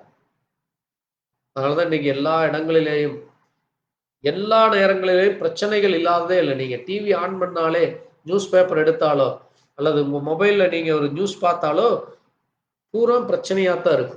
எந்த இடத்துல கூட ஒரு சமாதானமோ இதோ இருக்காது. சும்மா உங்களை டைம் பாஸ் பண்ற மாதிரி தான் இருக்கும். அந்த 1 hour 1/2 hour உங்களுக்கு ஜாலியா இருக்கிற பிறகு மறுபடியும் நீங்க வீட்டு காரியங்கள் அல்லது வேலை காரியங்கள் அல்லது குடும்ப காரியமோ நண்பர்களுடைய காரியத்தை போனா எல்லாருமே அழுது புலம்பி தள்ளுற மாதிரி தான் இருக்கு. இன்னைக்கு அப்படித்தான் இந்த சத்தம். என்ன சத்தம் இது? அழுகையின் சத்தம், அங்கே கூக்குரலின் சத்தம், மரண ஓலங்கள் கேட்டுக்கொண்டிருக்கிறது. ஆனால் தேவனுடைய பிள்ளைகளாகிய நமக்கு, ஆமென், தேவனுடைய வருகையின் சத்தம் கேட்க வேண்டும். ஆமென். அந்த எக்கால சத்தம் கேட்டா மட்டும்தான் நீங்க மறுரூபம் அடைய முடியும். 1 தெசலோனிக்கேயர்ல சொல்லப்பட்டிருக்கிறது, வாசிங்க. சீக்கிரம் எடுத்து வாசிச்சுட்டு நம்ம அடுத்த காரியத்துக்குள்ள போய் இந்த காரியத்தை இன்னைக்கு நம்ம முடிச்சுட்டு அடுத்த வாரத்திலிருந்து நம்ம அந்த முதல் சபையை குறித்து தியானிக்கலாம். 1 தெசலோனிக்கேயர் 4ஆம் அதிகாரத்துல சீக்கிரம் வாசிப்போம். 1 தெசலோனிக்கேயர் 4:15-16 எடுத்து சீக்கிரம் வாசிப்போம். கர்த்தருடைய வார்த்தையை முன்னிட்டு நாங்கள் உங்களுக்கு சொல்லுகிறதாவது, கர்த்தருடைய வருகை மட்டும் உயிரோடு இருக்கும் நாம் நித்திரை அடைந்தவர்களுக்கு முந்திக் கொள்வதில்லை. ஏனெனில் கர்த்தர் தாமே ஆரவாரத்தோடும் பிரதான தூதனுடைய சத்தத்தோடும் தேவ எக்காலத்தோடும் வானத்திலிருந்து இறங்கி வருகிறார். அப்பொழுது கிறிஸ்துவுக்குள் மரித்தவர்கள் முதலாவது எழுந்திருப்பார்கள். பின்பு உயிரோடு இருக்கும் நாமும் கர்த்தருக்கு எதிர்கொண்டு போக மேகங்கள் மேல் அவர்களோட கூட ஆகாயத்தில் எடுத்துக் கொள்ளப்பட்டு இவ்விதமாய் எப்பொழுதும் கர்த்தருடனே கூட இருப்போம். ஆகையால் இந்த வார்த்தைகளினாலே நீங்கள் ஒருவரை ஒருவர் தேற்றுங்கள். பாருங்க, உயிரோடு இருக்கிற நாம் என்ன கேட்போம்? தேவ எக்காலம் வானத்தில் இருந்து இறங்கி வருகிறது, பிரதான தூதனுடைய சத்தம் வருகிறது, கர்த்தருடைய ஆரவாரம் வருகிறது. அப்ப இந்த சத்தத்தை தான் நீங்க கேட்கணும். ஆமென். இந்த உலகத்தான் அன்னைக்கு அழுது புலம்புறதோ கவலையோட பாரத்தோட மண்டையை பிச்சுட்டு இருக்கிறதோ உங்க மண்டைக்குள்ள ஏறக்கூடாது. அது அப்படித்தான் நடக்கும். ஏனென்றால் அவர்கள் என்ன செய்துட்டாங்க? தேவனை அவர்கள் தேவன் என்று அறிந்தும் அவரை அறிக்கையிடாமலும் தேவனை ஏற்றுக்கொள்ளாமலும் தங்கள் இருதயத்தை கடினப்படுத்திக் கொள்கிறார்களாம். அவர் தேவன்னு தெரியும், ஆனாலும் வேண்டாம், அது அதுக்கு எங்களுக்கு சம்பந்தமே இல்லை, அது வேற, நாங்க வேற, எங்களுடைய இதுதான் என்னது? தங்களுடைய மனதை கடினப்படுத்திக் கொள்கிறது. இப்ப பாருங்க, ரட்சிப்பு எல்லோருக்குமானது. மீட்பு எல்லோருக்குமானது. தேவன் இந்த பூமியை எல்லோருக்கும் தான் படைச்சார். தேவன் எந்த ஒரு மனிதனும் கெட்டு போக வேண்டும் என்று விரும்பல. அதனாலதான் வேதம் சொல்லுது, எல்லா மனுஷரும் ரட்சிக்கப்படவும் சத்தியத்தை அறிகிற அறிவை அடையும் தேவன் சித்தமுள்ளவராய் இருக்கிறார். அப்ப தேவ சித்தம் அதுதான். ஆனால் மனிதனுடைய சித்தம், மனிதனுடைய விருப்பம் அது அல்ல. எல்லா மனிதனும் அதை விரும்புவதில்லை. தன்னுடைய மனம் போன போக்கிலே போய்கொண்டிருக்கிறான். நான் விரும்புவதை செய்ய வேண்டும், நான் என்ன செய்யணும் அது சரி என்று போய்கொண்டிருக்கிறான். அதனாலதான் என்ன செய்கிறான், தன்னைத்தானே அவன் அழித்துக் கொள்கிறான். நீங்க போய் இந்த ஸ்பீடா வண்டி ஓட்டுறவங்கிட்ட அல்லது ரூல்ஸ் ஃபாலோ பண்ணாதவங்கிட்ட போய் சொல்லி பாருங்க, ஏன் நான் மட்டும்தான் இதை பண்றேனா, வேறவன் பண்றது இல்லையா, நீ முதல்ல அவனை போய் பண்ணு, அவனை போய் கேளுமா. சரி, நான் இந்த தடவை பண்ணிட்டேன், நீ சொல்லிட்டேன், நான் நீ பண்ண மாட்டேன்னு எவனாவது சொல்றானான்னு பாருங்க, சொல்லவே மாட்டாங்க. அதான் என்னது, தான் செய்வது சரி, என்ன நீ திருத்த வேண்டாம், யாரையோ போய் திருத்திக்க. அப்ப இப்படியே 1000 பேர் சொன்னா எப்படி இருக்கும் இந்த நாடு? அக்கிரமத்திலையும் அநியாயத்திலையும் மரித்து கொண்டிருக்கும். அதான் மனிதனுடைய எண்ணங்கள். அப்ப தேவனுடைய பிள்ளைகளாகிய நாம் அப்படி அல்ல. நமக்கு சட்டதிட்டம் ஒன்று சொல்லப்பட்டிருந்தால் அதை நீங்க ஃபாலோ பண்ணணும். அதான் தேவனுடைய பிள்ளைகள். ஆமென். அப்ப தேவன் நமக்குன்னு ஒரு சட்டதிட்டத்தை கொடுத்திருக்கார். அந்த சட்டதிட்டத்தின்படி நாம் ஜீவிக்க வேண்டும். ஆமென். அதனால வேதம் சொல்லுது, நீங்கள் பகலின் பிள்ளைகள், நீங்கள் வெளிச்சத்தின் பிள்ளைகள். ஆமென். நாம் இரவுக்கும் இருளுக்கும் உள்ளானவர்கள் அல்ல. மற்றவர்களைப் போல நாம் தூங்காமல் நாம் விழித்துக் கொண்டு தெளிவாய் இருக்க வேண்டும். அங்கே உலகத்தான் எப்படி செய்கிறான், அவர்கள் வெறி கொண்டவர்களாயும் அவர்கள் அவிசுவாசம் உள்ளவர்களாயும் இருக்கிறாங்க. பகலுக்குரியவர்களாகிய நாமோ தெளிந்தவர்களும் விசுவாசம், அன்பு என்னும் மார்க்க அவசத்தையும் ரட்சிப்பின் நம்பிக்கை என்னும் தலைச்சீராவையும் அணிந்து கொண்டிருக்கும். அப்ப அதனாலதான் நம்ம ஹெல்மெட் போடுறோம். கவர்மெண்ட் சொல்லுது ஹெல்மெட் போடணும். பைபிள் நமக்கு சொல்லுது ரட்சிப்புங்கிற ஹெல்மெட்டை நீ போடுங்க. ஆமென். கவர்மெண்ட் சொல்லுது ஹெல்மெட் போடுங்குது. இன்னைக்கு எத்தனை பேர் ஹெல்மெட் போடுறாங்க? ஆனா பைபிள் நமக்கு சொல்லுது நம்முடைய ஹெல்மெட் எது? ரட்சிப்பு. அப்ப நம்முடைய மார்க்கவசம் என்னது? விசுவாசம், அன்பு. அப்ப நம்ம தெளிந்த புத்தி உள்ளவர்களா இதை நாம் அணிந்து கொள்ள வேண்டும் ஒவ்வொரு நாளும். ஆமென். அப்ப அந்த சத்தம் இன்றைக்கு தொனித்து கொண்டிருக்கிறது. அது மட்டுமல்ல, அந்த வலது கரத்திலே அந்த 7 நட்சத்திரங்களை அவர் காண்கிறார்.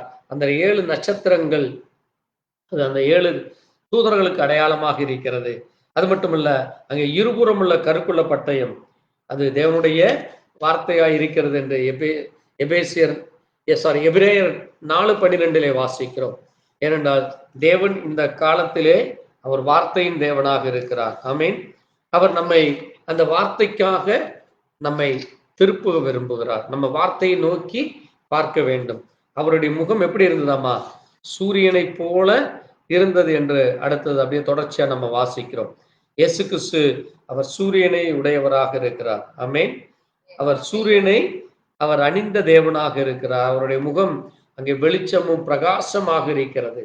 ஆமென். அதனாலதான் அங்கே வாசிக்கிறப்ப வெளிப்படுத்தல் 21:23 சொல்லுது, அங்கே நகரத்திற்கு வெளிச்சம் கொடுக்க சூரியனும் சந்திரமும் வேண்டியதில்லை, ஆட்டுக்குட்டியானவரே அதற்கு வெளிச்சமாய் இருக்கிறார். ஆமென். அப்போ அங்கே ஜெய கிறிஸ்துவை அங்கே அவன் காண்கிறான்.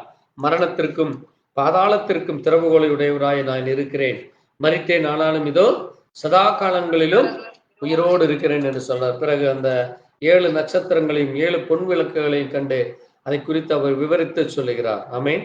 ஆகவே பாருங்கள், அவர் ராஜாதி ராஜாவாய், கர்த்தாதி கர்த்தராய், அவர் நியாயாதிபதியாய், ஆசாரியனாய், ராஜாவாய், கழுகுவாய், ஆட்டுக்குட்டியாய், சிங்கமாய், அவர் அல்பாவாய், ஒமேகாவாய், ஆதியும் அந்தமுமானவராய், பிதாவாய், குமாரனாய், பசுத்தாவியாய் இருந்தவராய், இருக்கிறவராய், அவர் சர்வ வல்லமையுள்ளவராய், எல்லாவற்றிற்கும் மேலானவராய், விசுவாசத்தை துவக்கிறவருமாய், முடிக்கிறவருமாய், தன்னுடைய பிள்ளைகளுக்காக ஜீவனை கொடுக்கிற பலியாக ஆட்டுக்குட்டியானவராக இந்த பூமியில வந்தவர். ஆமென். அப்படிப்பட்ட தேவனுடைய பிள்ளைகளாகிய நாம் அவருடைய வருகையிலே நாம் அவரோடு கூட காணப்பட வேண்டுமாக அவர் நம்மை இந்த பூமியிலே உலக காரியங்கள் இருந்து பிரஜாதிகள் இருந்து பிரித்தெடுத்திருக்கிறார். ஆமென். அப்போ இந்த பொன் குத்து விளக்குகளுக்கு இந்த 2000 ஆண்டுகளாக 7 சபை காலங்களிலே அந்த விளக்கு தண்டிலிருந்து அங்கே பரிசுத்தாவியானவர் மூலமாக நமக்கு வெளிப்பட்டு இன்றைக்கும் அதே பரிசுத்தாவியானவராய் நம் மத்தியில பேசி கொண்டிருக்கிறார். ஆமென். அந்த தேவனுக்கு நாம் அவருடைய சத்தத்தை நாம் கேட்டு இந்த உலகத்திலே காணப்படுகிற இந்த இரைச்சலை கேட்காதபடி, இந்த உலகம் இன்றைக்கு இறைந்து கொண்டிருக்கிறது. அது அநியாயத்தையும் அக்கிரமத்தையும் அருவருப்புகளையும் அங்கே உமிழ்ந்து கொண்டிருக்கிறது. அது கதறிக்கொண்டிருக்கிறது. அது வாந்தி எடுத்தலும் குமட்டலுமாக இருந்து கொண்டிருக்கிறது. அப்படிப்பட்ட காரியங்கள் நமக்குள்ள இல்லாதபடி பரிசுத்தத்தோடு உண்மையான உத்தமான இருதயத்தோடு தேவனுக்கென்று நாம் காத்திருந்து கனி கொடுக்கிறவராய் மாற கர்த்தர் நம்மை வழிநடத்துவாராக. நாம் தொடர்ந்து ஜெபித்து நம் செய்தியை கேட்டதற்கு கர்த்தருக்கு நன்றி சொல்லி நாம் ஜெபிக்கலாம். எங்களை நேசிக்கிற எங்கள் நல்ல ஆண்டவரே, வானத்தையும் பூமியும் படைத்த சர்வ வல்லமையுள்ள தேவனே, கர்த்தராகிய இயேசு கிறிஸ்துவே, இந்த பூமியானது இதோ இன்றைக்கு அசைந்து கொண்டிருக்கிறது கர்த்தாவே. இதோ நோவாவின் நாட்களிலே நடந்தது போல, லோத்தின் நாட்களிலே நடந்தது போல அக்கிரமும் பாவங்களும் மீறுதல்களும் அநியாயங்களும் அருவருப்புகளும் நடந்து கொண்டு இந்த பூமியானது ஒரு அழிவை நோக்கி சென்று கொண்டு இருக்கிற இந்த பொல்லாத காலத்திலே இயேசு கிறிஸ்துவாகிய உண்மை நாங்கள் அறிந்து கொள்ள, உடைய சத்தத்தை கேட்க, நீர் எந்த நோக்கத்திற்காக எங்களை பிரஜாதிகளிலிருந்து பிரித்தெடுத்தீரோ ஆண்டவரே, நீர் இன்றைக்கும் அதே தேவனாய் இருந்து எங்களை நீர் ஆசீர்வதித்து வழிநடத்தி கொண்டிருக்கிறீரப்பா. அப்படிப்பட்ட உமக்கு நன்றி சொல்லி உடைய பலத்த கரத்தில் எங்களை ஒப்புக் கொடுக்கிறோம். தேவ இறக்கும் தேவ கிருபை உடைய பிள்ளைகளுக்கு கிடைக்கட்டும். ஆவியானவர் சபைகளுக்கு சொல்லுகிறதை காதுள்ளவன் கேட்க கடவன் என்று சொன்ன வண்ணமா இதோ இம்மட்டும் வாசித்து தியானித்த உடைய சத்திய வார்த்தைகளுக்காய் நன்றி செலுத்துகிறோம். இதை கேட்ட ஒவ்வொரு தேவ ஜனங்களை கர்த்தர் ஆசீர்வதித்திற்காக நன்றி. தொடர்ந்து இந்த செய்தியை கேட்க போகிற ஒவ்வொரு தேவ பிள்ளைகளையும் கர்த்தர் ஆசீர்வதித்து அநேகருக்கு நீர் யார் என்று வெளிப்படும். நீர் அதே மகிமையின் தேவனாய் மாறாதவராய் இருப்பதற்காய் நன்றி செலுத்து. உடைய கிருபை இரக்கம் தயவு ஒவ்வொருவருக்கும் கிடைக்க வேண்டுமா இயேசு கிறிஸ்துவின் பரிசுத்த நாமத்திலே ஆமென். என் ஆத்மாவே கர்த்தரை ஸ்தோத்திரி, முழு உள்ளமே பரிசுத்த நாமத்தை ஸ்தோத்திரி. என் ஆத்மாவே கர்த்தரை ஸ்தோத்திரி, கர்த்தர் செய்த சகல உபகாரங்களும் மறவாதே. ஆமென். அல்லேலூயா. கர்த்தருக்கு ஸ்தோத்திரம் உண்டாவதாக. எங்களுக்காய் எங்களுடைய ஊழியர்களுக்காய் ஜெபித்துக் கொள்ளுங்கள். கர்த்தர் உங்களோடு கூட இருப்பாராக. ஆமென். அல்லேலூயா. கர்த்தருக்கு ஸ்தோத்திரம். Praise Lord. God bless you. Thank you Jesus. Amen.